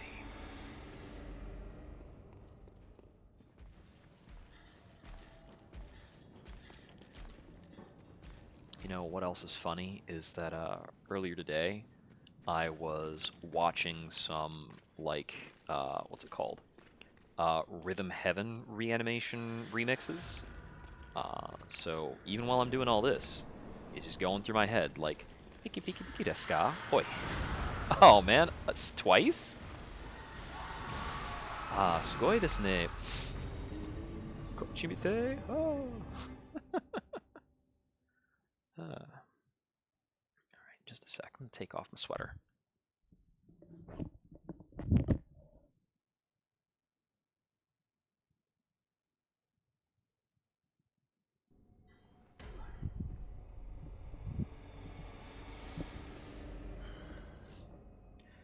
Okay. Back to it.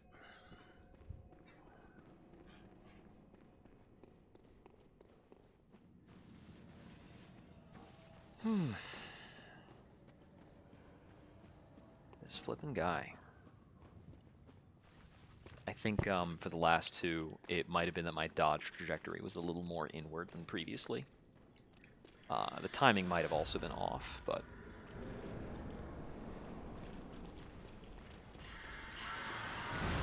How did that happen 3 times? What am I doing? That time I dodged way too late. I just collided with the guy. The thing that's getting to me, though, as well, is, am I, like, running into counter hit timing every single time this is happening? Because this attack, if he hits me with the hand, is not lethal.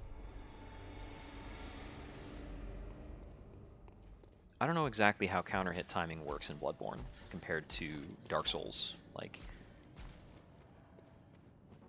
I know about Dark Souls counter hit pretty well, but I actually didn't think that was a mechanic in Bloodborne.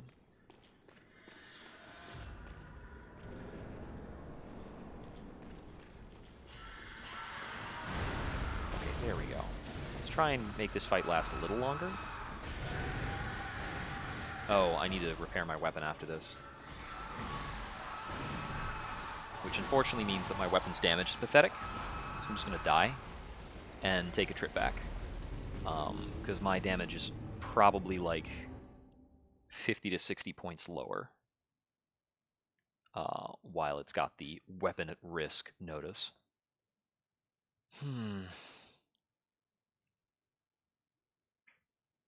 I really wish somebody could have been like over their shoulder when they were setting this up and let them know that that's pretty annoying as a mechanic. Like, hey, wait a minute, that's not necessary. You don't actually need to implement that. You can just stop.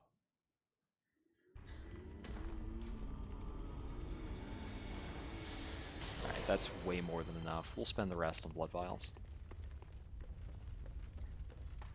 Yeah, so this is at like 180 plus 71. Do we see the difference? No, it's still 180 plus 71. Huh.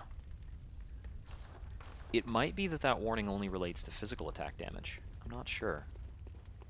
Anyway, let's convert the rest of this.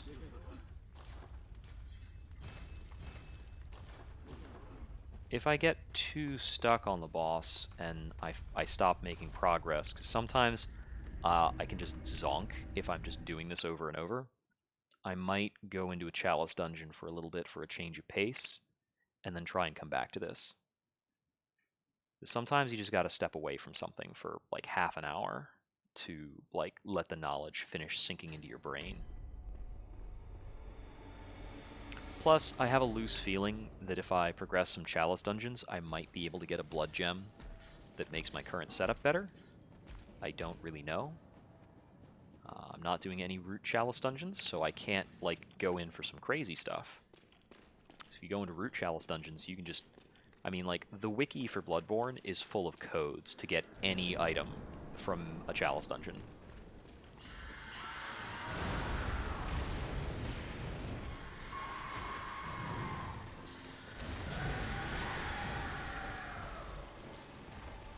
People have completely, like, mapped all that stuff.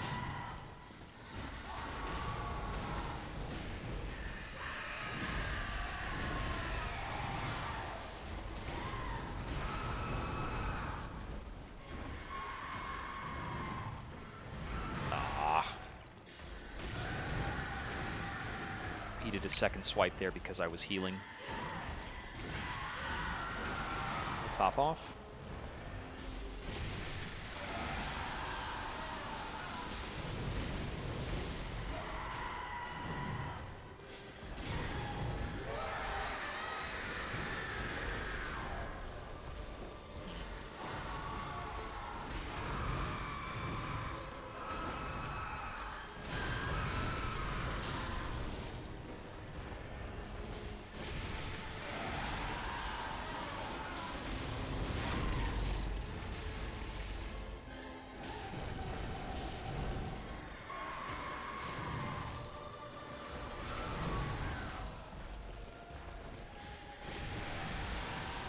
Straight shot.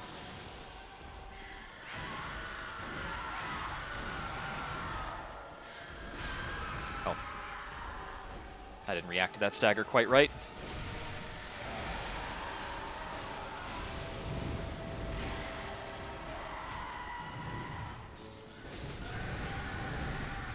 Oh, that didn't kill us. Good. It's a regular one.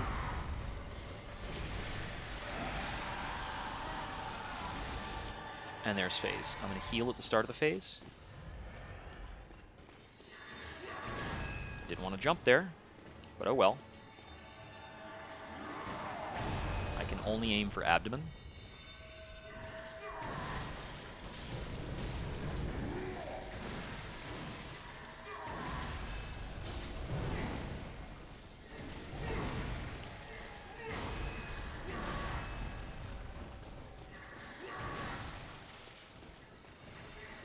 Ouch. Ouch. That's a death. Maybe it's at 40% when he switches, because he looks pretty dang healthy. Huh.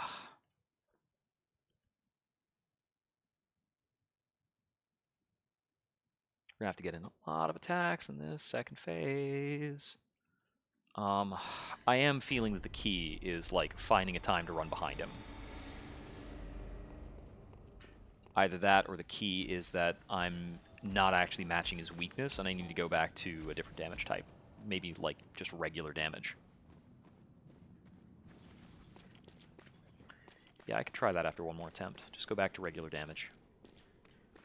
Because I think I'm getting more out of fire damage, but it might be my imagination. It might just be that I got better at the fight. So I'm getting 240 per attack, roughly. 255 on the head.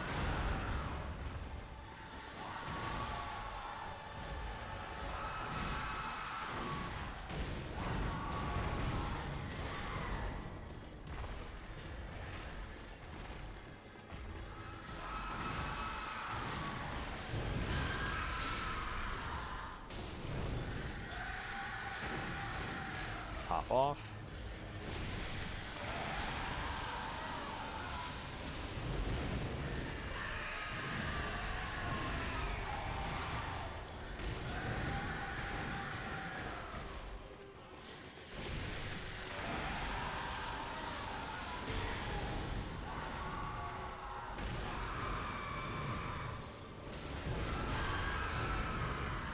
Oh, sure, a jump attack. Yeah, that's totally what I wanted to do.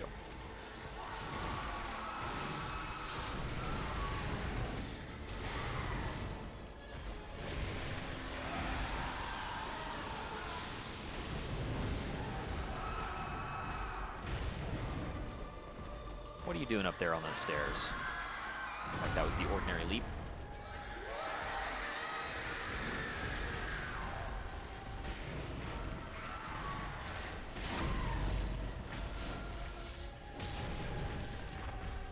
That's actually good for 2 charged R2s.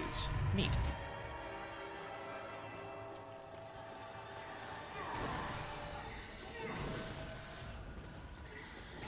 Oh, a jump. Sure, okay.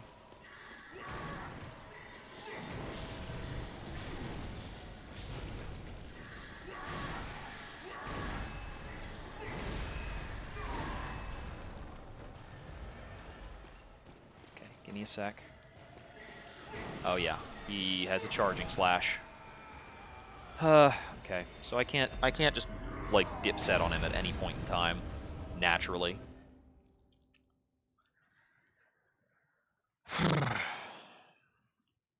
I am triggering a stagger on him in phase 2 with only a couple of hits on his like foreleg. So I don't know exactly what to make of that. I'm going to try switching back to a physical profile and see how that changes up the fight. Because I'm assuming that fire is best, but I'm not sure.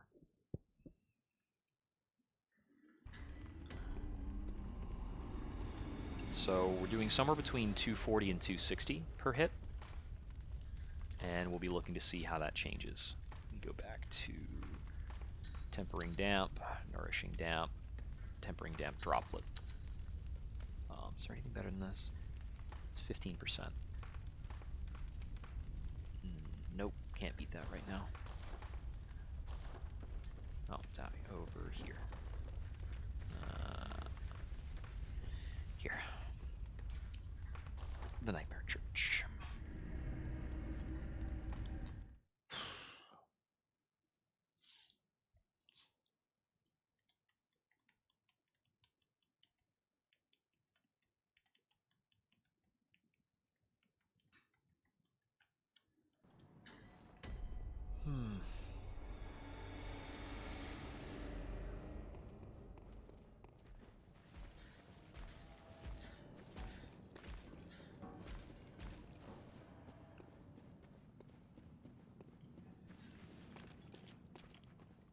You know, it's funny to think. I decided to do this stuff around October, thinking to myself, like, Elden Ring's coming out.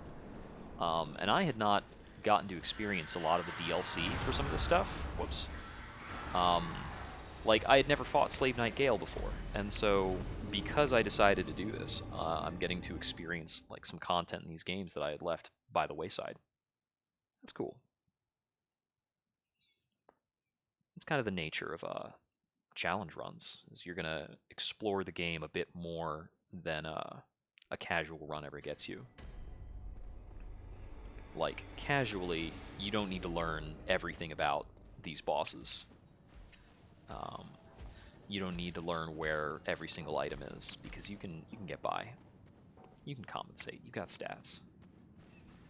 But when you're really pushing, you start, squeezing the game for all it's worth. You get all the level layout fully. You learn the enemy behaviors very carefully.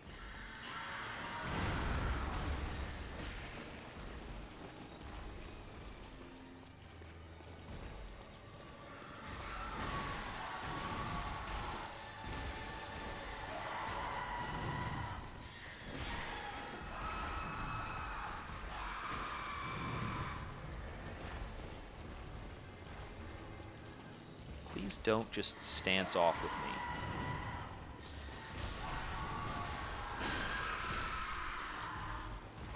I ran out of stamina there, so I couldn't do, like, the best punish.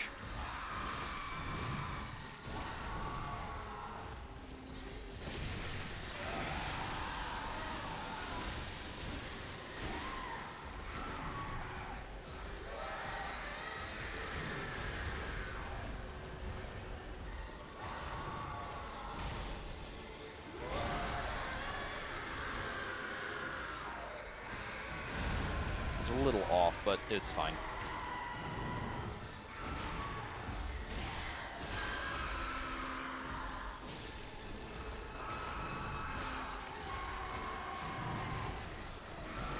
I thought he might do that because I was walking away.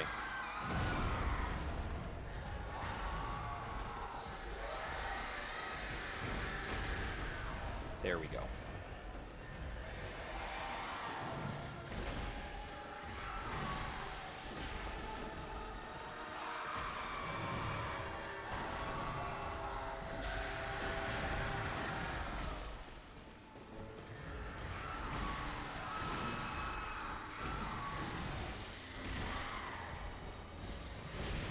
Oh, that's the center breath. I hesitated and did the weird circle pivot thing. I just walked in a circle and died. Yeah. You know, I haven't checked the damage I was doing either, so gotta do that. Gotta figure that out. I'm still getting staggers in, so it doesn't feel like my damage is particularly bad.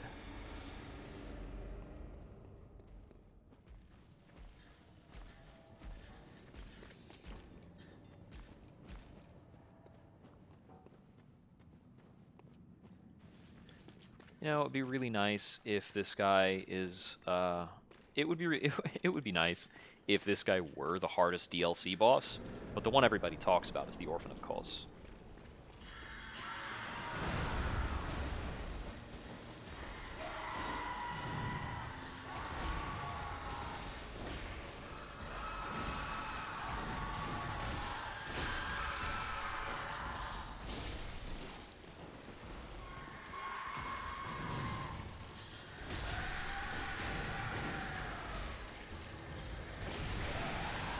Not this time.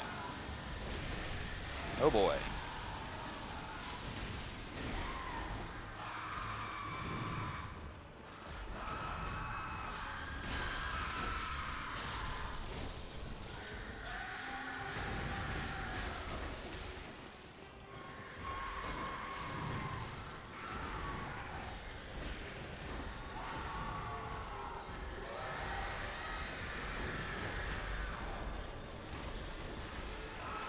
Yeah.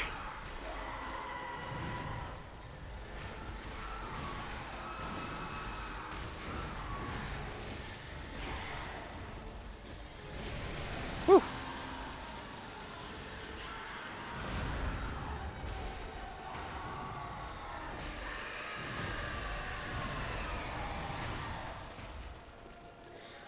Well, that's the long jump. I guess running is fine for that one.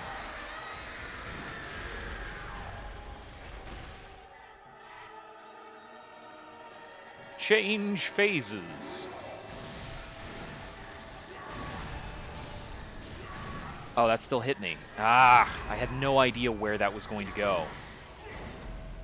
Even like looking at it, it looks like it might have gone over my head, but it didn't.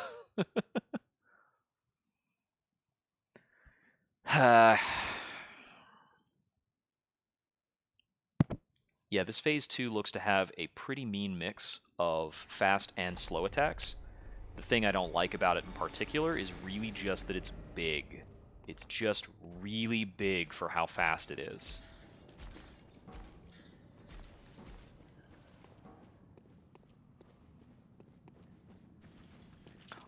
More like, actually, what I want to say is it's really big for having mixed up timing like that. I think there's a couple things that are big and sort of fast, but they don't vary their attack timing, usually.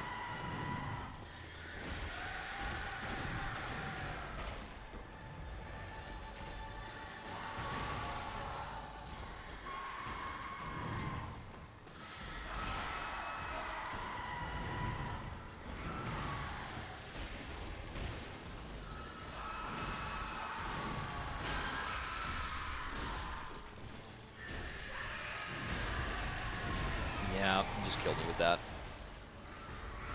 That's me going greedy on the hit stun, I think. I think that's what's to blame for that death.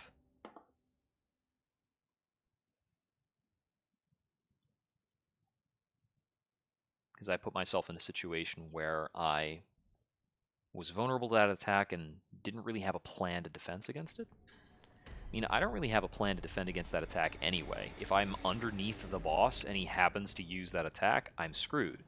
I just try not to spend time underneath the boss. Periodically it happens, because the boss moves a lot and he's huge.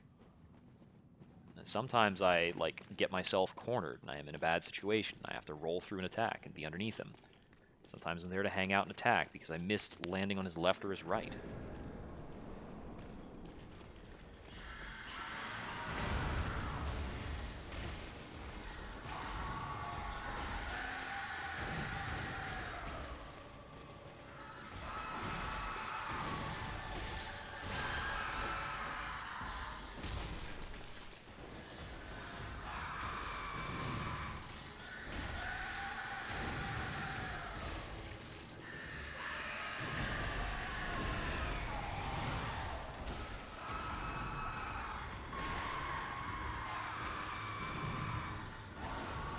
Come on. The boss, baited me with an attack and then canceled into the head slap.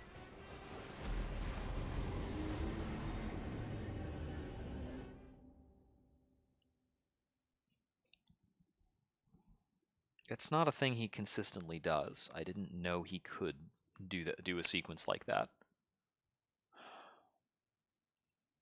That's specifically why you don't want to target this guy's head most of the time.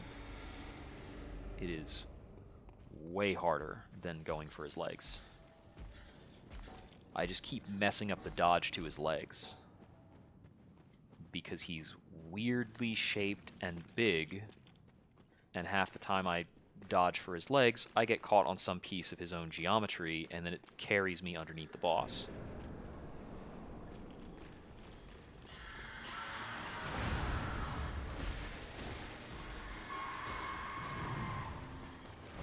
Or the boss pivots when I try to close in.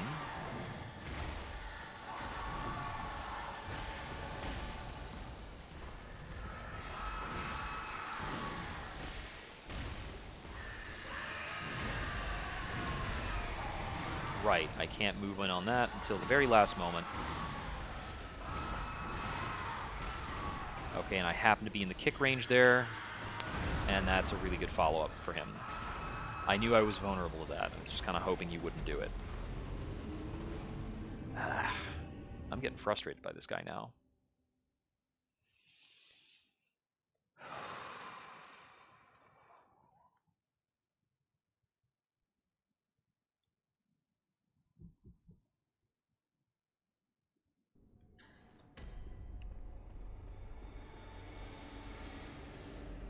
Okay, let's see.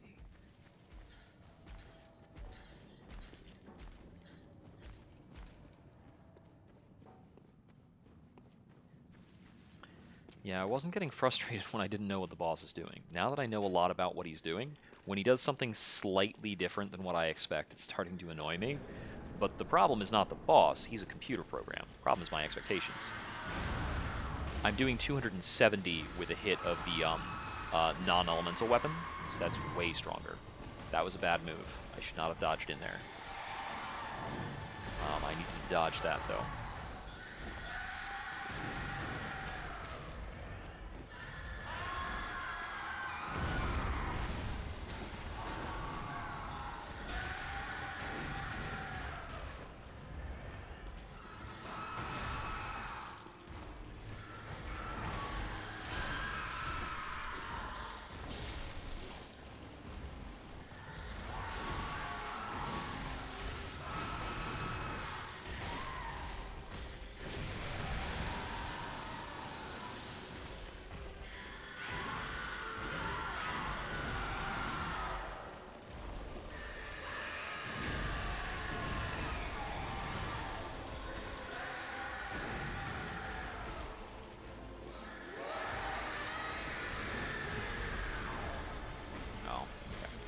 Land that.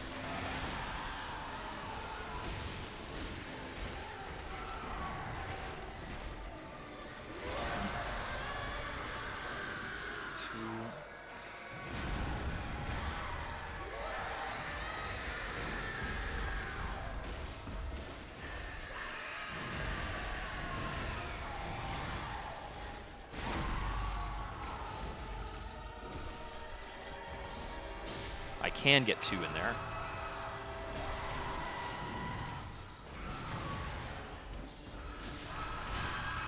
Phase 2.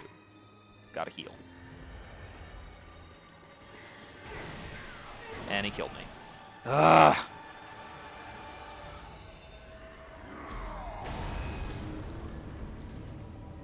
Half of these phase 2 attempts are just going like that. I know I need to move up on him because he's got 2 really dangerous attacks at long range. Maybe I need to bait out the long range dash to start the second phase and start from there. I'm out of blood vials again.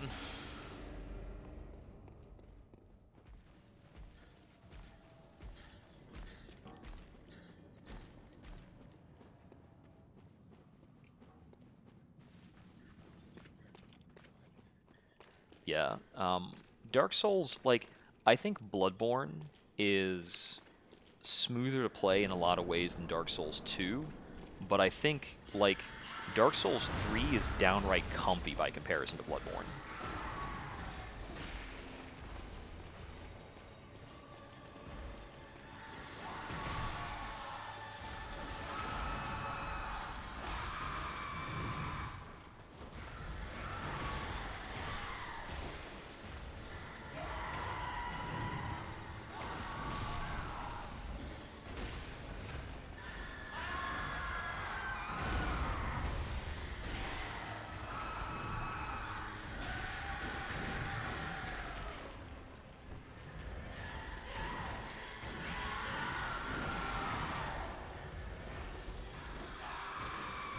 Can't punish because I rolled out.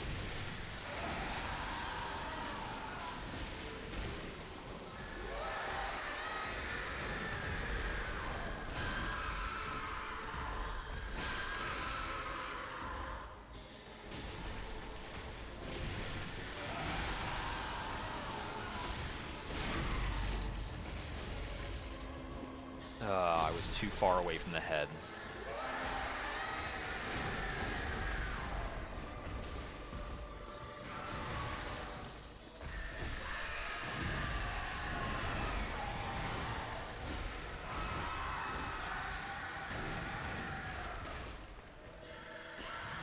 Let's heal when I hit the stinking button.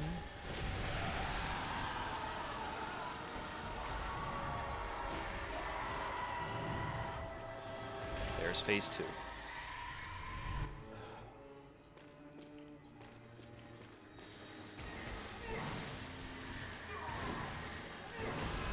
Okay. Oh, my back is up to the wall, and I'm dead. Neat.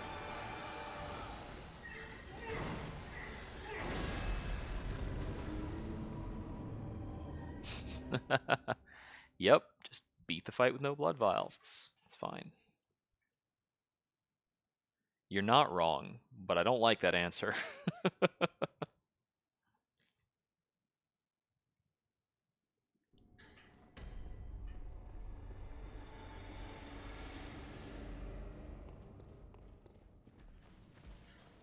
mean, it's not like blood vials are doing me any good in phase 2. Yep. That is one of the other typical challenges for Bloodborne, is you can do a no blood vials challenge. You can even do a BL4 no blood vials, because they're not terribly different runs. If you're beating BL4, you might as well beat it without taking any hits. You can't take a lot of hits in the first place. That was a really old habit mistake that I just did mindlessly.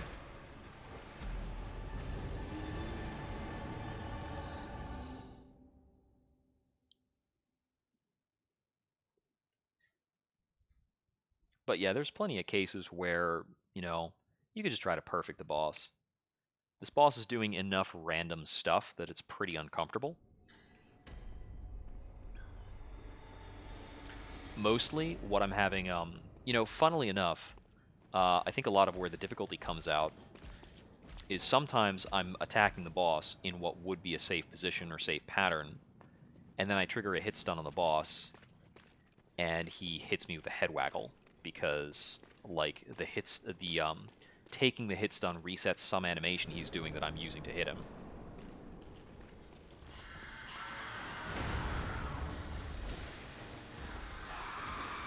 So I need to be taking those hit stuns as like a sign to back up, I think. Except for those big ones. Those big ones I can definitely get a hit in.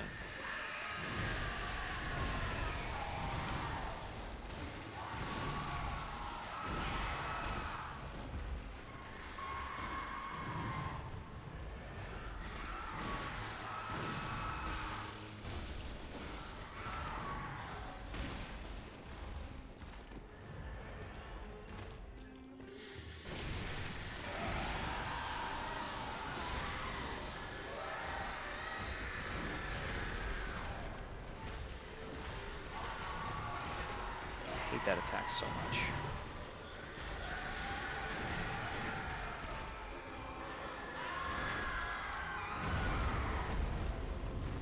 I didn't dash far enough into the boss to get that punish in.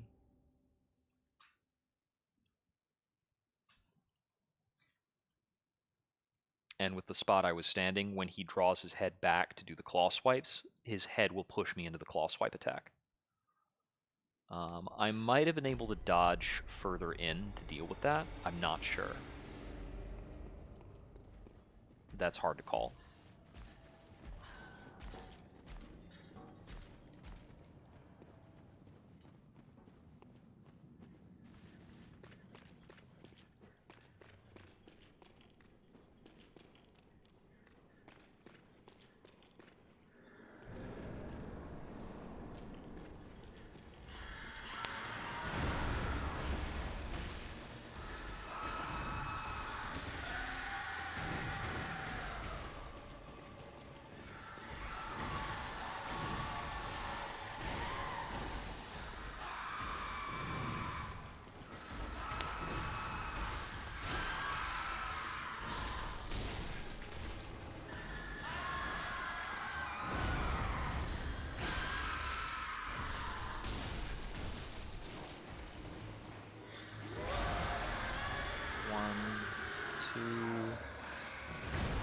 Oh, that was a jump. How pretty.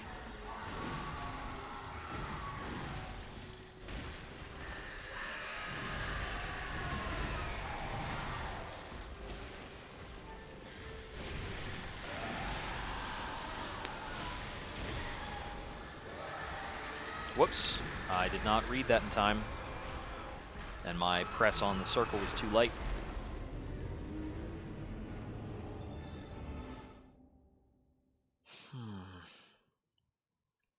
So, from one attempt of keeping my distance on the phase 2, it felt worse, which is not what I expected at first. Like, I was thinking, if I keep my distance, I won't have to deal with these kind of random feeling frontal sweep cuts.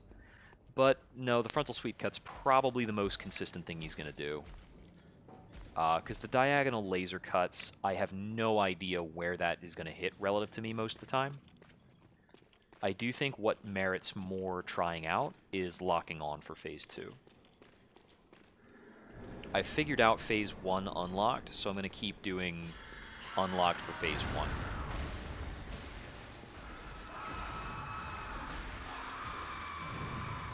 Oh, what the...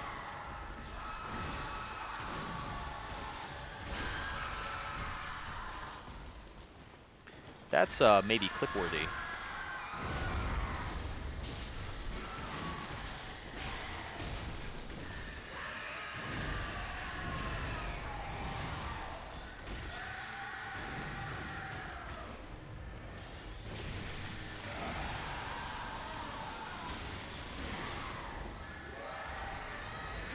Okay, I didn't move in time for that. Yeah, that's the thing that's really getting to me is the size of the boss's hitbox and the amount that it's the amount that the boss thrashes around does weird physics stuff with my character. Like he literally picked me up that fight without a grab attack or anything. He just like by virtue of collisions lifted me off the ground and flung me out somewhere. It didn't kill me, which is pretty nuts. I'm gonna put a marker on the stream so I can clip that. be able to find that later. Alright, I'm gonna farm more blood vials. Actually, I'm gonna go to some kind of chalice dungeon. First of all, can I make the Isis? No, it's 9 ritual blood 5. Ugh. I'm not going to any root dungeons.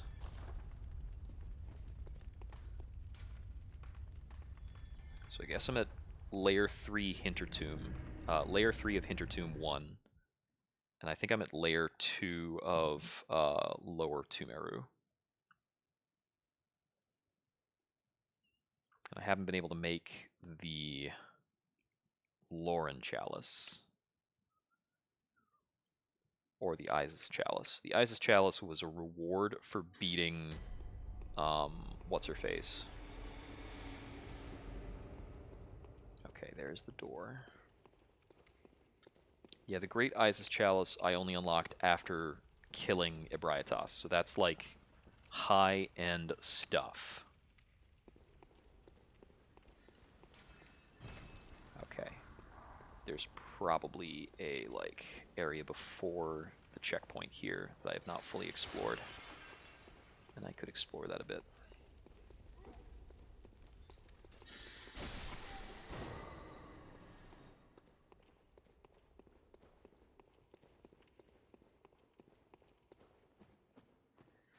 Oh.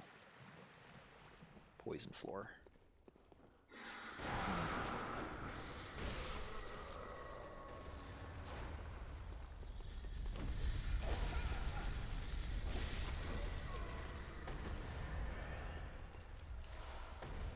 Random throwing knife.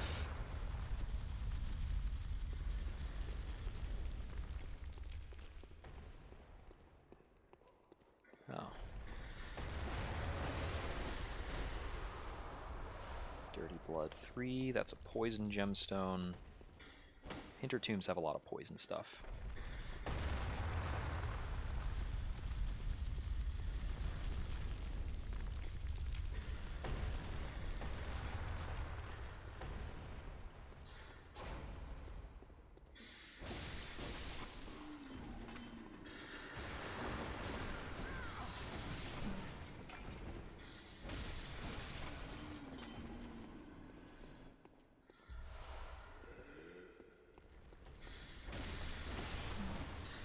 Now I can open the chest.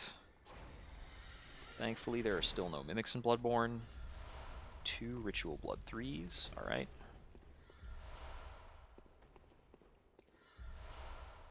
There's some blood vials.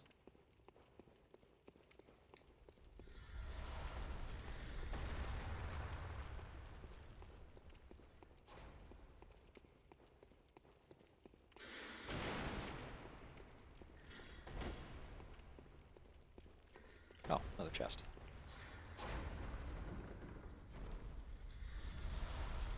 Ritual Blood 2s. Okay, so there might be something more to the left after the boulders rolled down. There is not. Okay. Yep, made it. Wasn't sure if I would, but I did. Okay, so... Oh, where...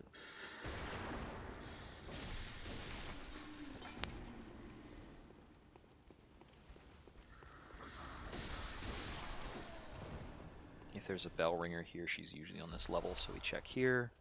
Bone Marrow Ash is handy.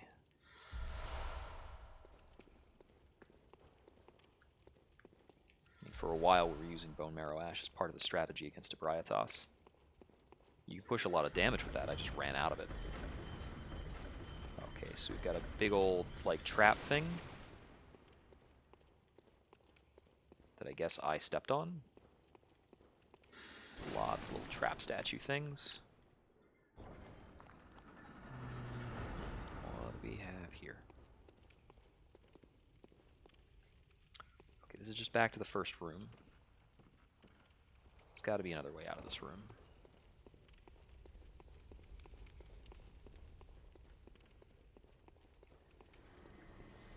Okay, something over here just died randomly. I don't even know what happened. Okay.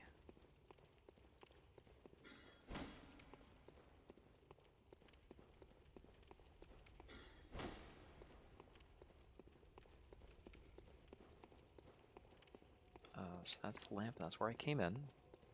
All right, I'm going to try the area before the lamp then. Is there a door back here? Yeah.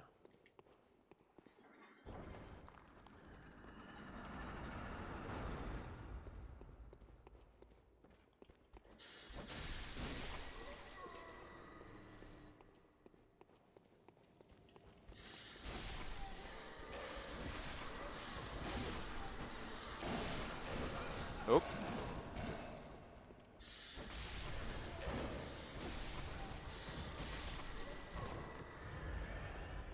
That's neat. Have you gotten any, like, decent cosmetics out of it?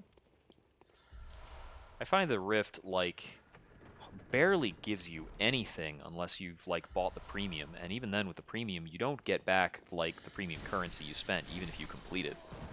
Like, the equivalent for Apex, the season pass stuff, if you max out your ranking for the season, you'll get all your like value back, and you can just carry it forward into the next season as long as you keep playing, which I think is super cool.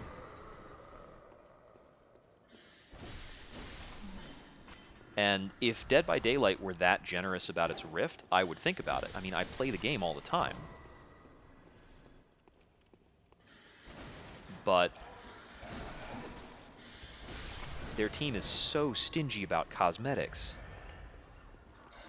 It's maddening. Okay, there's our bell ringer.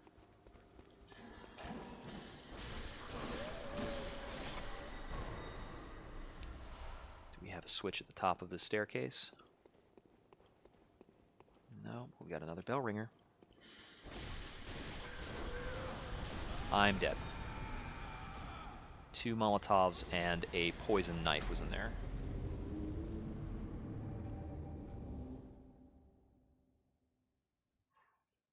Yeah, really.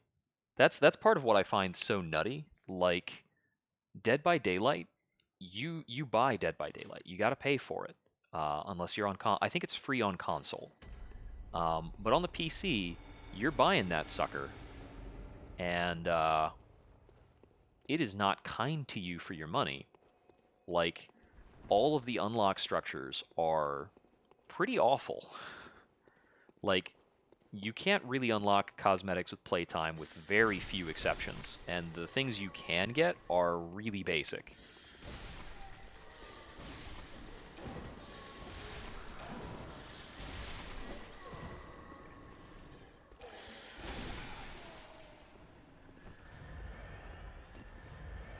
So you're like scraping by to get access to characters. You're not going to get access to cosmetics. It takes forever for you to get like game affecting skills. Like, it might remind me of old school OG League of Legends when you needed to like get runes and rune pages. But now I would say like League of Legends actually has one of the better reward models of online games. And like everything Riot does is about that same level of generosity, and it's really good. Give me them souls back.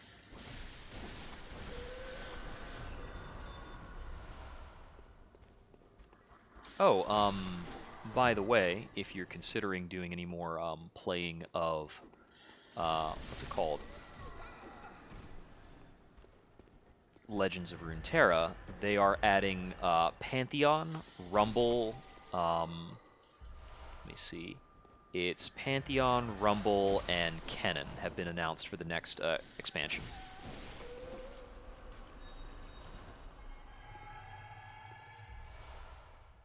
I'm expecting them to announce, like, probably at least 5 champs.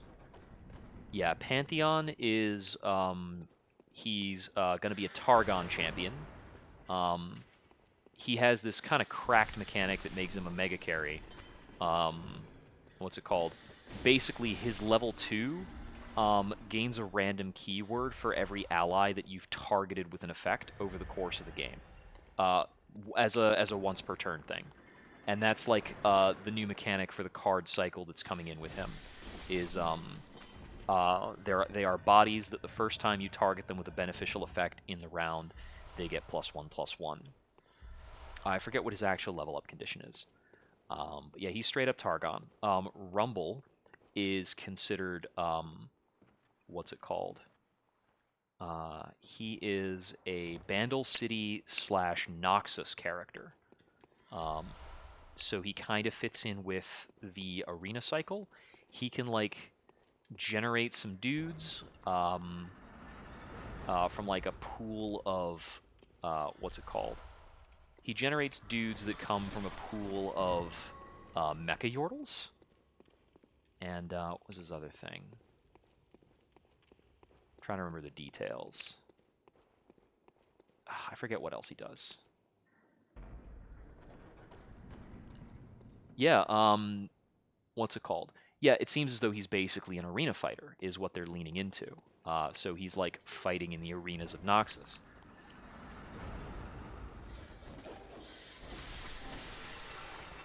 And there's like a lot of other cards on the Noxus side that were like already in that fluff. So they're leaning further into that now. Oh, and Kennen is in. He is what's it called? Bandle City, Ionia, and he's like a super shrimpy, low-cost guy. His setup is that basically when he is played, I think it's when is played or when he attacks, um, he generates a little zero-cost spell.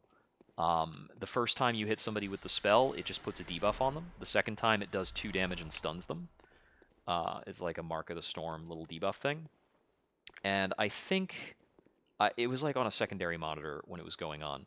Um, but I think he had a mechanic where he like jumps back to your hand after attacking. So he plays kind of like Katarina does, in that he's going to keep coming back to your hand, and you get a little value every time you play him, and he's like super cheap. No, I didn't kill Ludwig. I like took a break to do anything else because I was going crazy.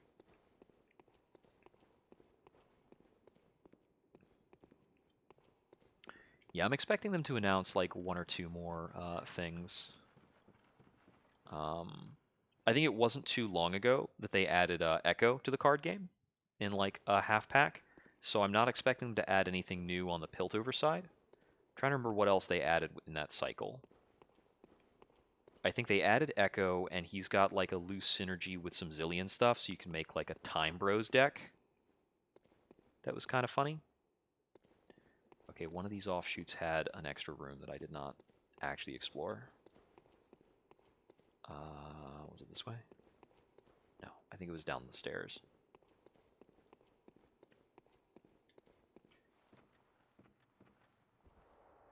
But yeah, it looks like Rumble has a possible Draven synergy because they're using kind of the same card base that's like discard-oriented stuff,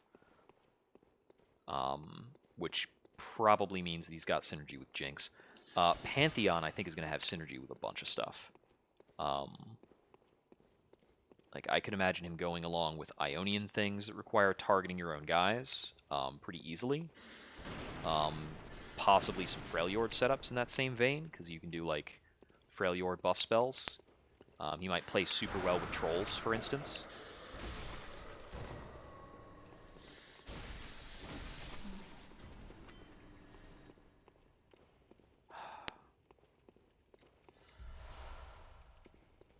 Friggin' Chalice dungeons. Some of these halls look so similar. I have no idea what I'm revisiting.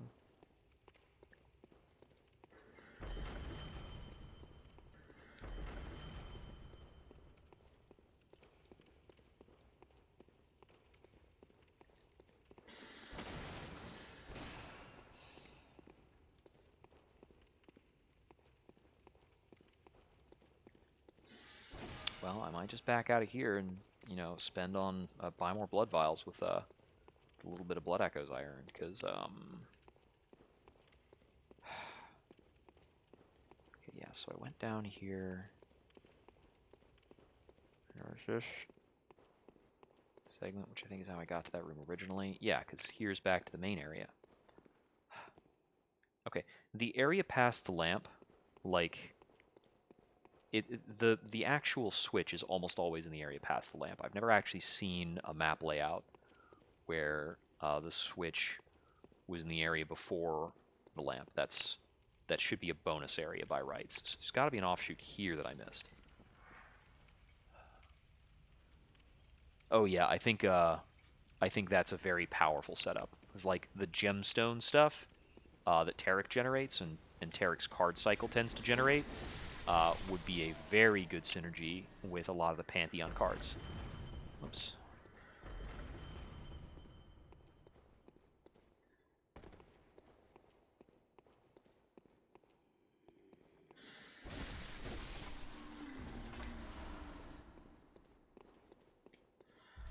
Okay, so that's some blood vials I hadn't gotten, so this is definitely an offshoot I haven't explored.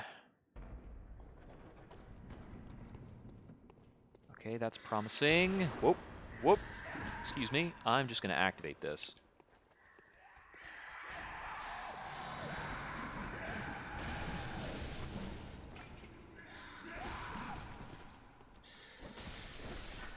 Yeah, because those crazies are can be pretty tricky. They can very suddenly kill me. So anytime I have to deal with one of those, I usually just want to rush for the switch. Okay, so if that's the switch, then I should be able to just go back.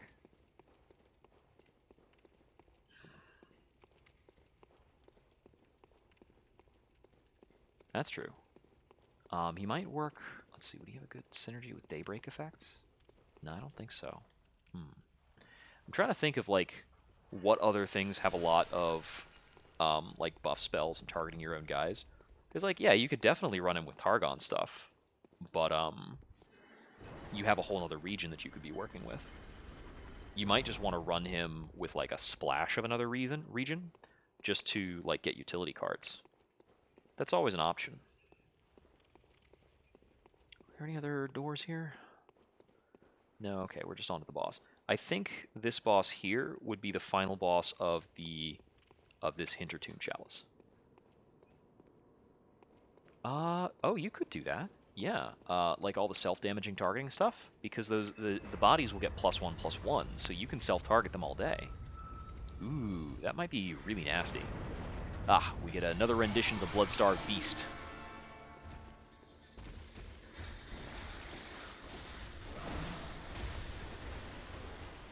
Yeah, this guy is really soft compared to our current stats.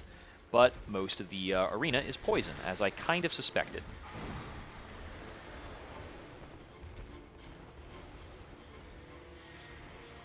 We're going to buff up for this. I need you to hang out in the center, please.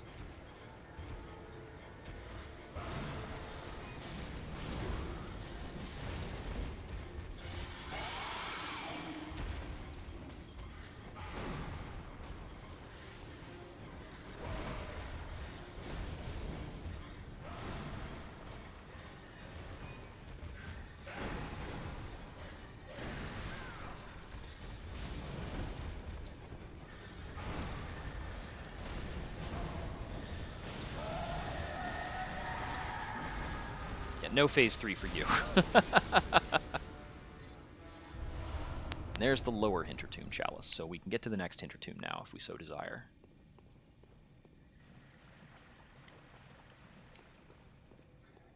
Lit. Yeah, a lot of these Chalice dungeons are pretty meh in terms of the challenge.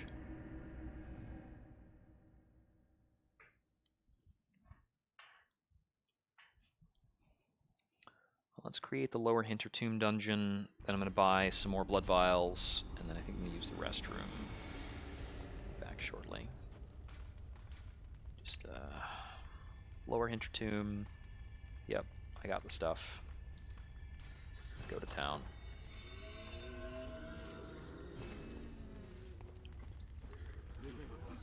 Is this enough blood vials for more attempts? Yeah, sorta. I can do more Ludwig attempts. Okay, BRB.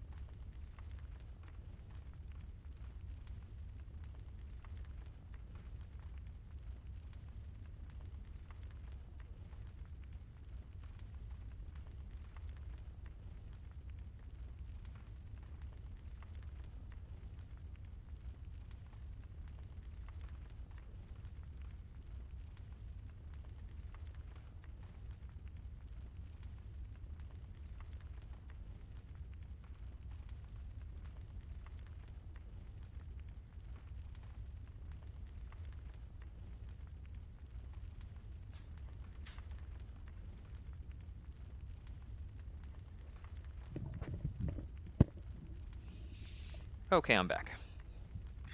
So yeah, this Ludwig second phase is like in my head. I'm a little psyched out by the degree of change in the second phase. As a regular boss fight, you might have a second phase, and the boss will gain new tricks. They will do some new stuff. This boss has like usually you're in the second phase and they're still doing a couple of the things from the first phase. This boss has entirely different attack patterns for everything he does in the second phase. And not only that, he's got a different shape. He's got a different like movement pattern and boss silhouette.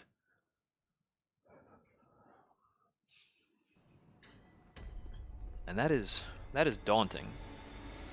And it's like, oh yeah, this amount of knowledge from the first 60% of the boss's HP does not apply to the rest of the boss at all. You got to build up that knowledge all over again, but you have to beat the first 60% every time you want to learn something. Okay, that's a barrier. That is rough and tumble.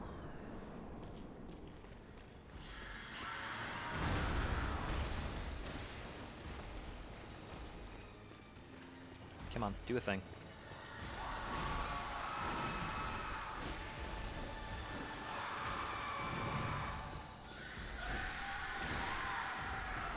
Okay, I died because I stunned him.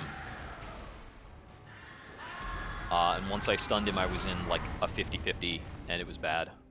I had to either like heal on the spot and risk him doing like a retreating claw, or try to walk out. I walked out and got hit by a head wobble. Because he could go into head wobble immediately. Because he took a stun. If he had not taken a stun, he would have kept in that attack pattern, and I could have made like 2 more attacks to rally, and then I would probably be standing in a spot where he would do a retreating claw and I wouldn't get hit by it.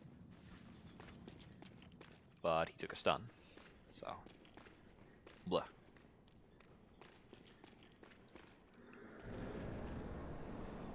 I do have the gems and such to, like, possibly experiment with a poison strat on him.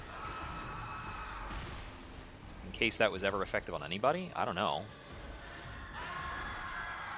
I feel like it's got to work somewhere or it wouldn't be in the game. And it's not that the poison scales with the stat or anything. So it's not that stats would change that calculation. I think it's just a matter of the amount of it I can get with the gems I have might not be great. Because I don't think I have like a high level poison gem. I think that's the kind of thing that has to generate randomly. Let's see. So it would be murky blood gems. Yeah. Yeah, because dirty is rapid poison. Oh, I guess I have enough for rapid poison 12 with these two. And, like, that's a decent gem. I've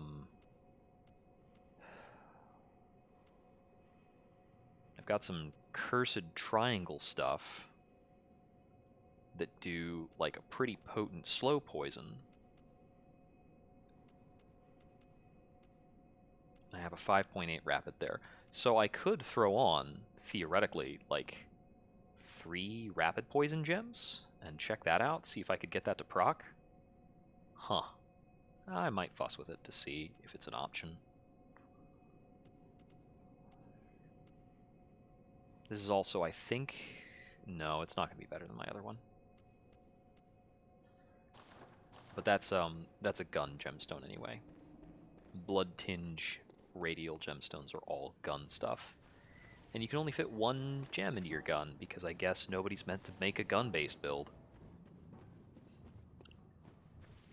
Even like the build that you think would loosely be based around the gun, they just give you a sword that scales with the stat that you use for guns.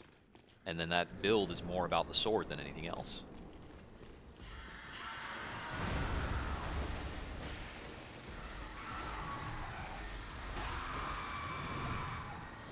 Okay, so the fact that I couldn't walk out of that head woggle got me a bit. I thought I could walk away from that and not get hit.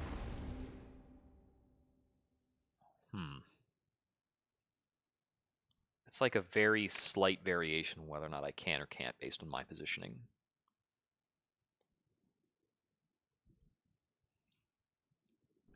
I'm going to try to not use healing vials unless I'm in a pretty good state in terms of the fight. I don't want to use them in panic and take a hit and like waste the vial. I'd rather just die. Like I mostly want to use them after, say, a dash attack because I don't have a punish window there. So might as well.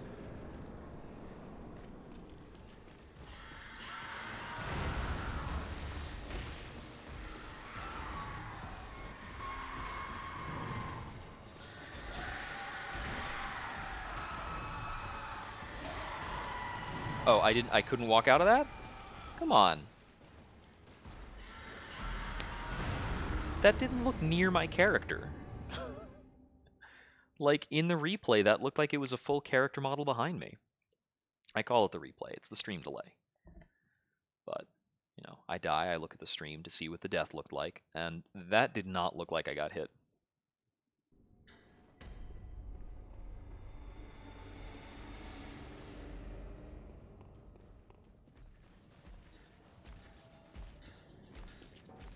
I call shenanigans.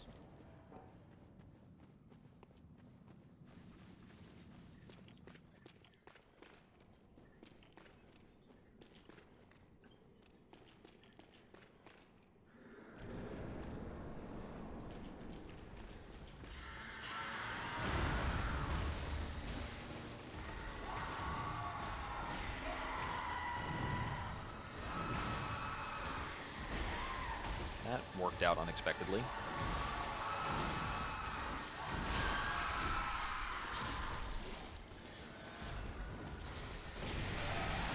thank you.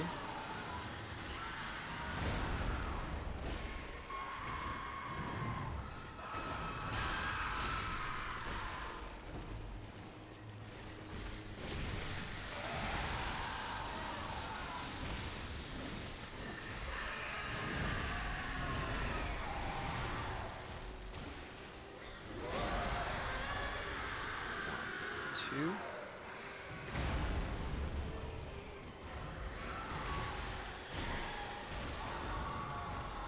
That time I was ready for the hit stun to screw me.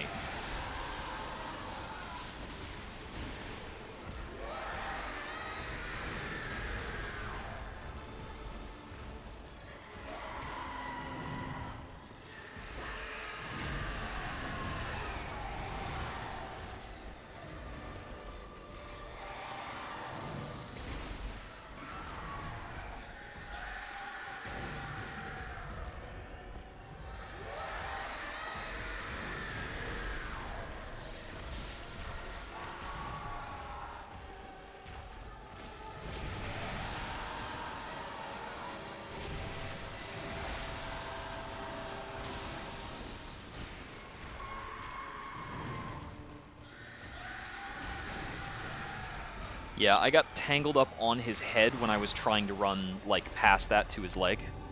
That happens a lot, actually.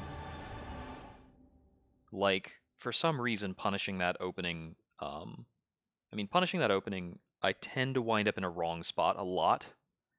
It's because I'm trying to move in while the boss is, like, readjusting.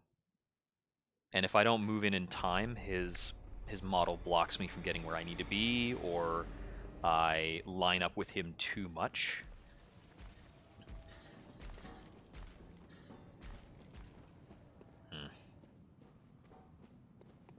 Yeah, that's a quirky case. I might need to roll in after the attack to ensure that I get to the right point. And then I can just do an attack from rolling, get in like 1 or 2 hits.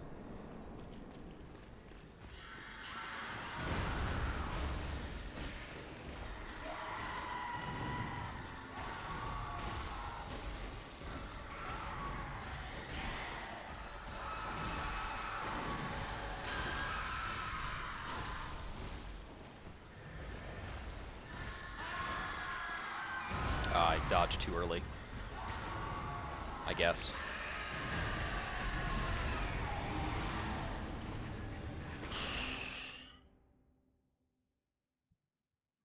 Okay, there's been quite a few attempts without getting to phase 2. Really need to get back to practicing phase 2.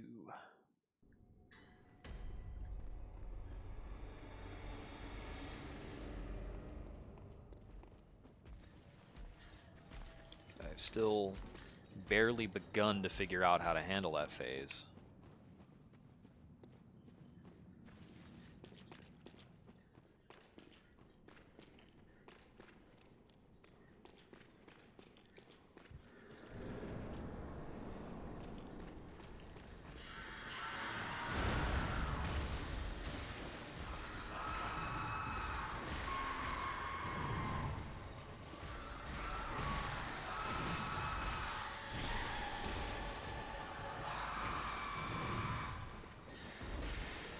Wow, that abducted me.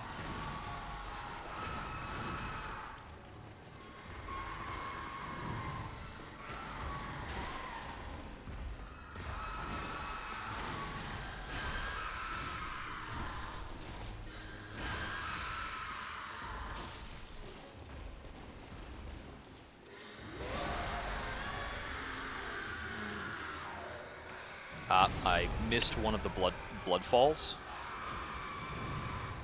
I just had my camera in the wrong spot, I guess.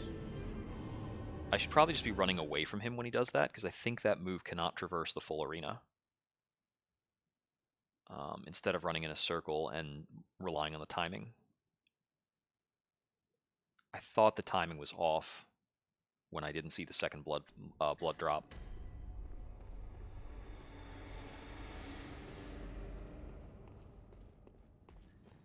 I'd also have to like clock it or watch a replay to see how it relates, because I think it's like beat, blood, half beat, then he falls.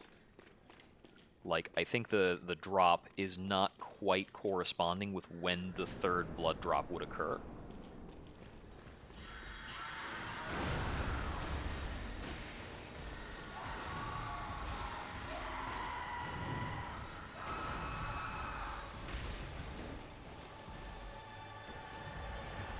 What do you want to do? Come on.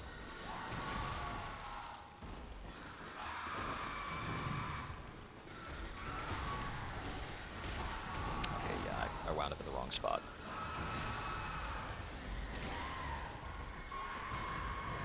A little too close to... Oh, right. Okay, he did that follow-up. Oh, man, he is ornery this time through. Yeah, my positioning was awful at that last bit.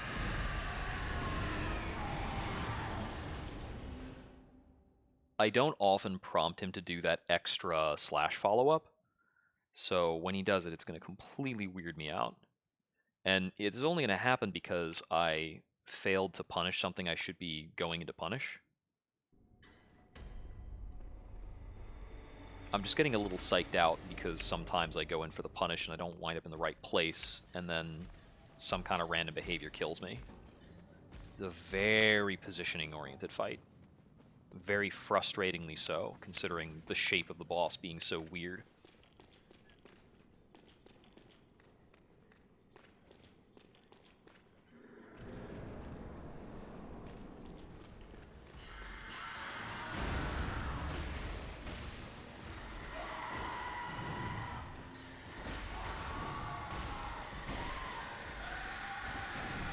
Oh, yep.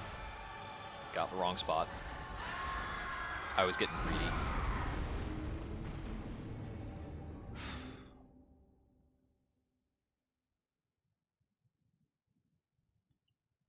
I've had a few people dip in and out. I don't know if they're Bloodborne aficionados who... I wish that if people are jumping in and seeing me struggling on a boss, they could at least do a little bit of a cheer or something. Just a little commiseration. Come on. I don't know if these folks are jumping in to see like pros or speedrunners or something. I don't know.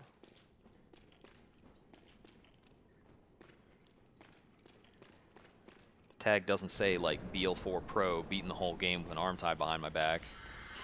It says I'm trying to beat this boss.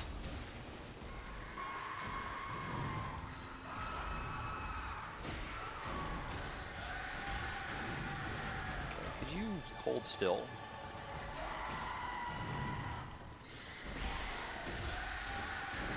Dead.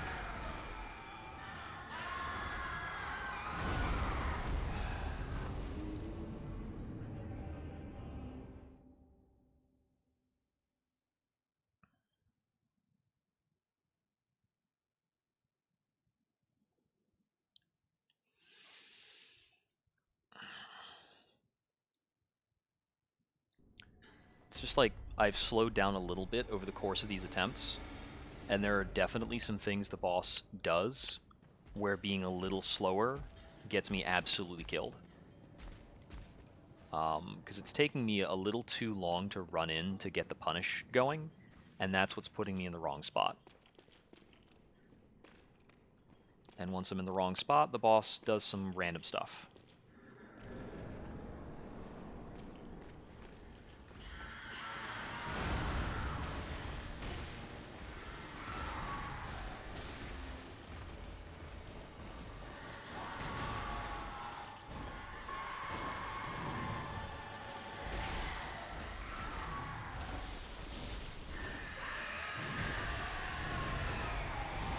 I dodged in too... that was too early? Yeah, that was too early.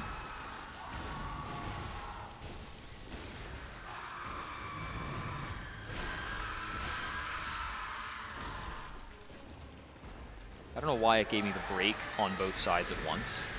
I'd rather not have that. Okay.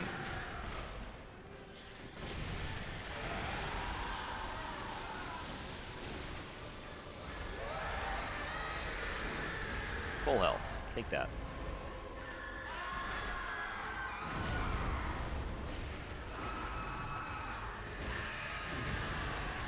That will kill me. That was a somewhat better attempt than I've been doing. I just kind of tried to speed up and think less. Just go hit the boss. Just hit him. Just hit him a lot. You gotta hit him a lot. There's a lot of hitting to do.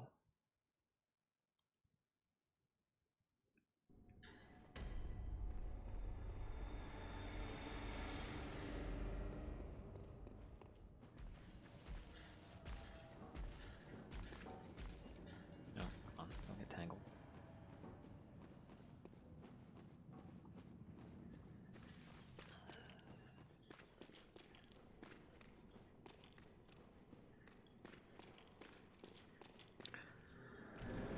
So depending on vaccine stuff, I might take some time off tomorrow. Which might leave me open to possibly do like an evening stream if I'm feeling okay. Ears open.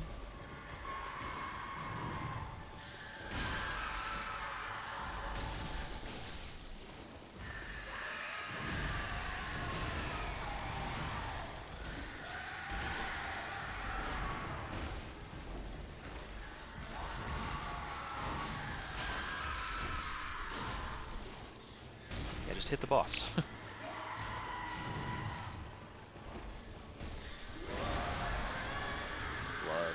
Blood.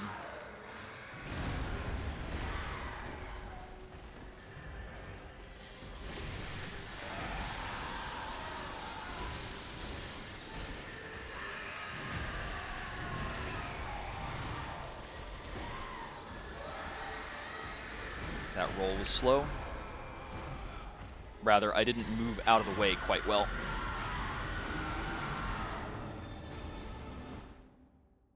Yeah, I think if I do wind up streaming, I might do something more chill. I don't know if I'll be at this.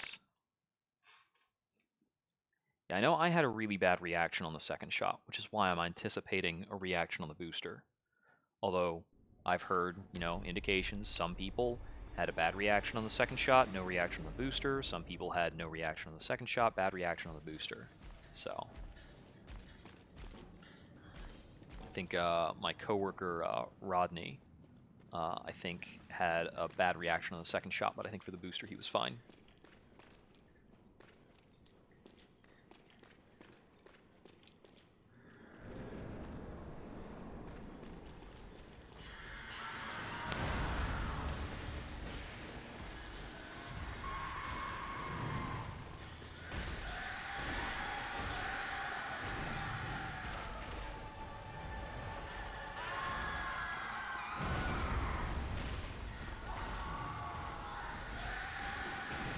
Yeah, okay. I read his attack wrong, which is why I should not have rolled in there. I rolled in because I thought he had done like a claw thing, but it was just a head swing. Yeah, this is a very like one mistake dead fight. Like even Artorias in Dark Souls 1, you can make a mistake so long as it's not on one of his bad attacks. This guy is his bad attacks are really fast. Like the retreating swipe being instantly lethal is super mean because it's a really fast attack.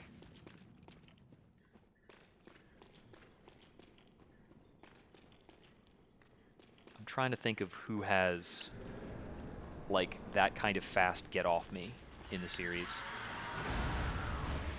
There's like Manas's combo. It's not a get off me quite. It's kind of the same sort of thing.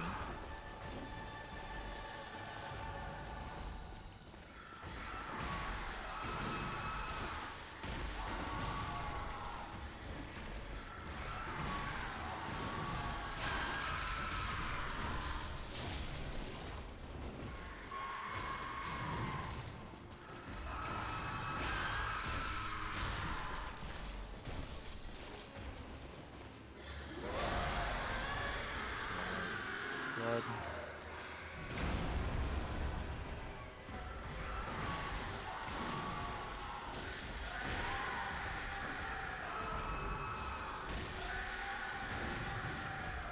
Scratch my nose.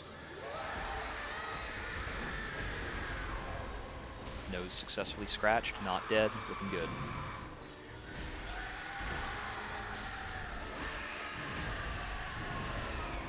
Oh, that still hit me.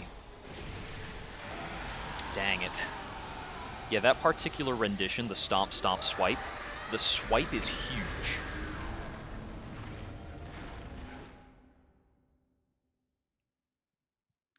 It moves him forward a good bit, and the dodge timing for it's tough. 'Cause it's got a really big delay. Um, and if it like in that situation, my back was kinda to the wall, I probably needed to just try and dodge through it. Okay. Given the pace of this, I think I probably don't have more than 4 hours of attempts in me. We're at the 3:15 mark, give or take. So we'll see where that shows up. And then I think I might switch to like something low energy, probably just play offline for something tactical like Civ. Whoops.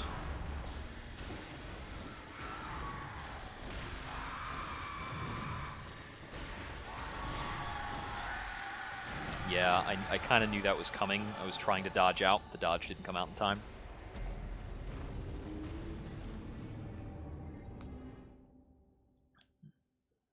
But I was also thinking, oh, I took that first hit. This is messy. Let's not heal unless we get really back on track.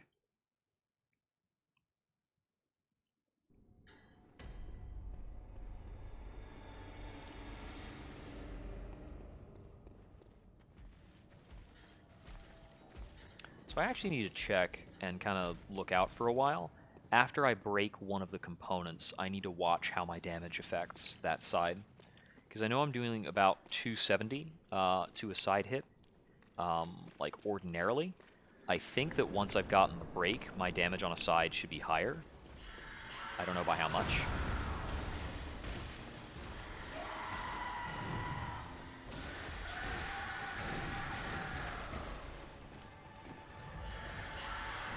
I didn't get to the right spot, so when I ran in to punish that attack, I didn't get to the right spot, which is why I took that claw. I'm having a really, really hard time actually getting to his back legs. I feel like that was working fine earlier, but I think that's when I was like dodge rolling through that attack, which I stopped doing because it was getting me wrecked. I'm just getting differently wrecked. And I don't really think it's a good move to try to not punish this attack. I could go for head punishes instead and just get a single hit and call it done, but some of these leg punishes I've been getting like 4 or 5 hits. I'd rather not give up on that, but I think it's just putting too much chaos into the fight. Because, like, I just kind of get bopped and wind up in the wrong spot.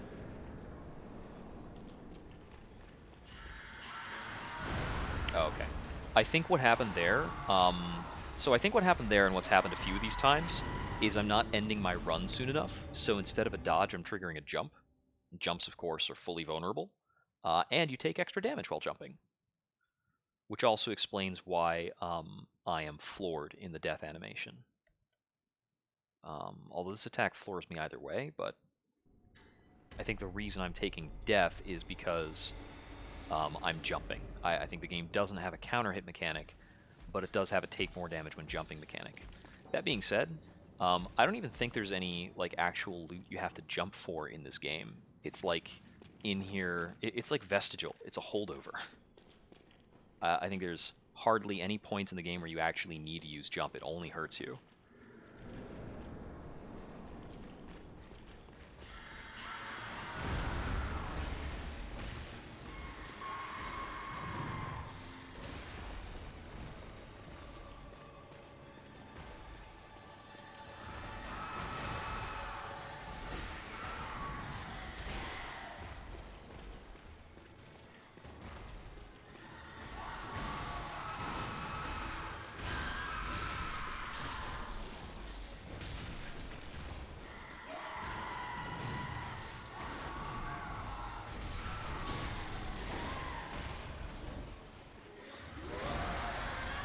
Blood, blood.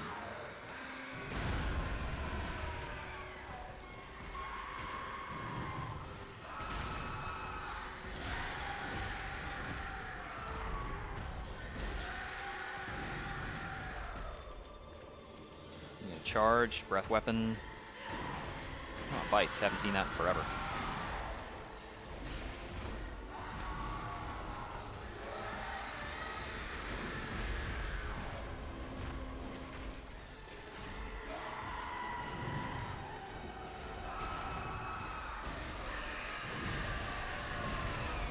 Dodge that because I don't feel safe.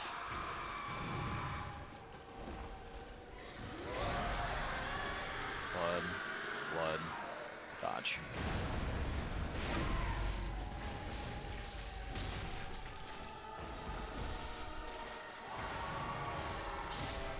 Phase.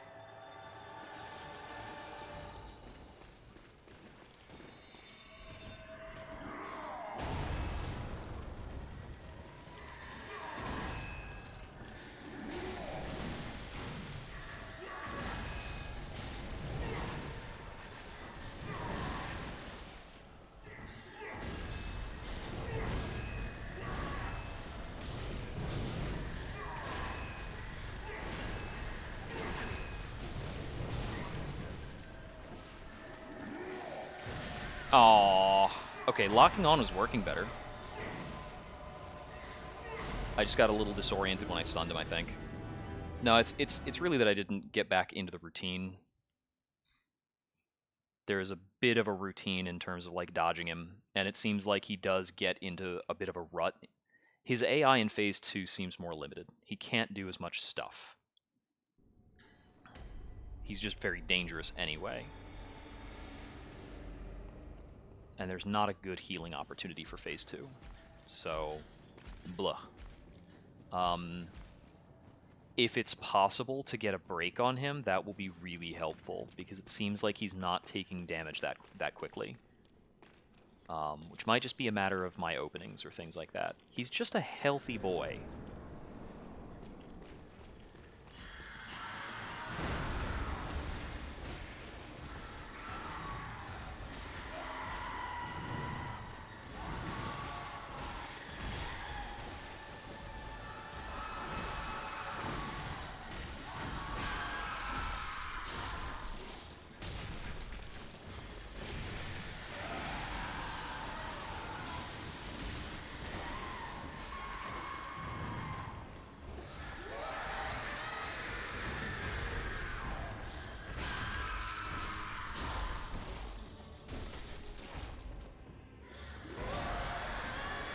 Blood, blood, drop.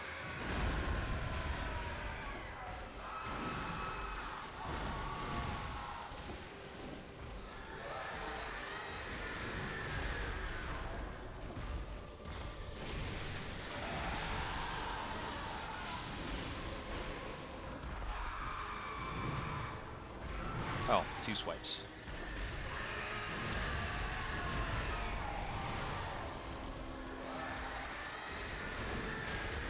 There goes my perfect phase 1.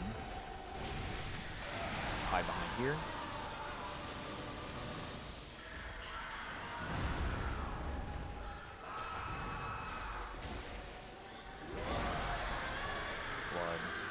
Blood, half beat, dodge. Phase 2.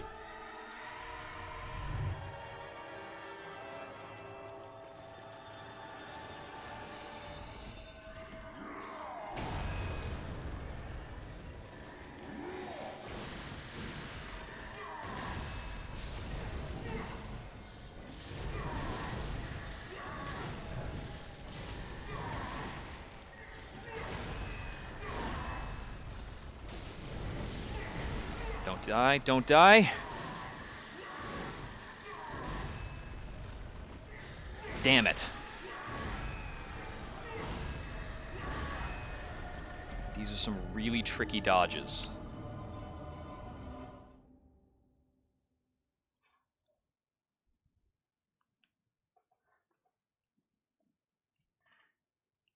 Yeah, they're tricky enough to make me think that I might want to unlock, but being locked is helping me pivot tremendously.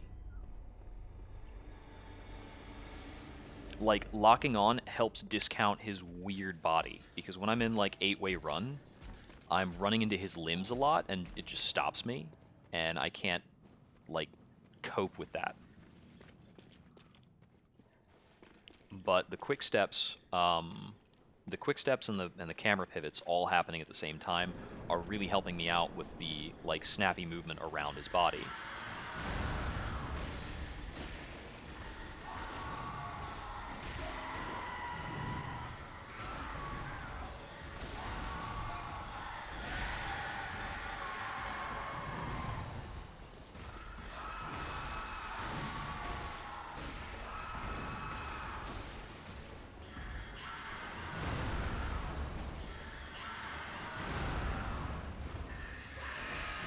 That was a really moody string of attacks. Like, gimme a break.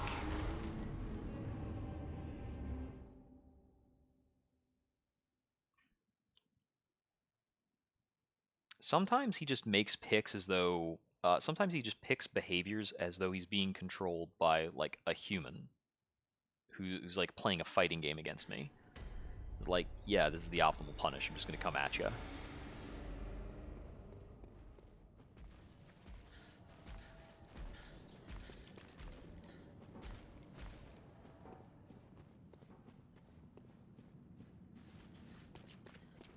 Like, head slap twice in a row was the defining moment for me of that. Like, what are you doing?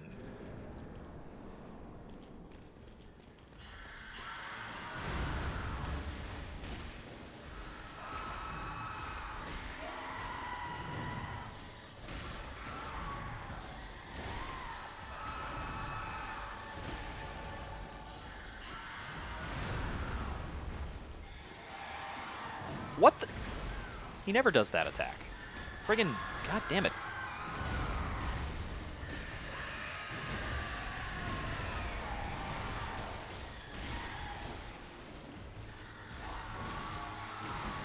Right, that was just silly of me.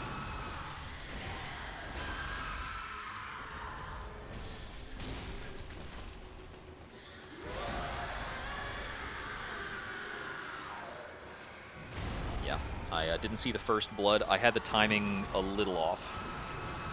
And I'm back down to 5 blood vials.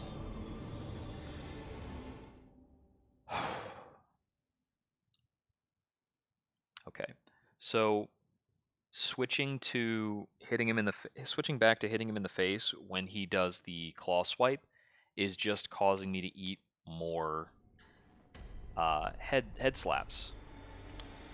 He's just slapping me with his noggin, and like that attack is pretty fast.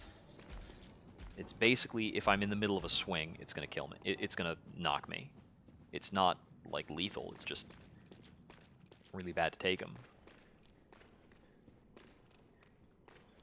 It sets me up in a pretty bad way and forces me to use blood vials.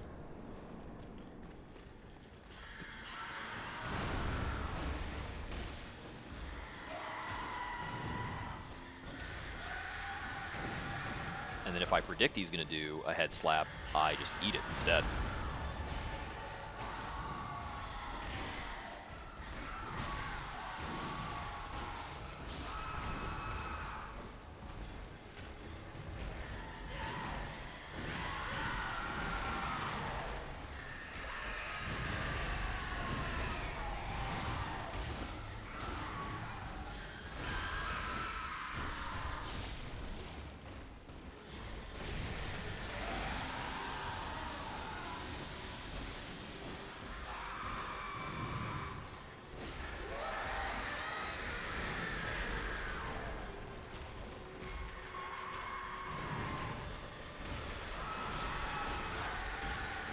Yeah, it'll get me.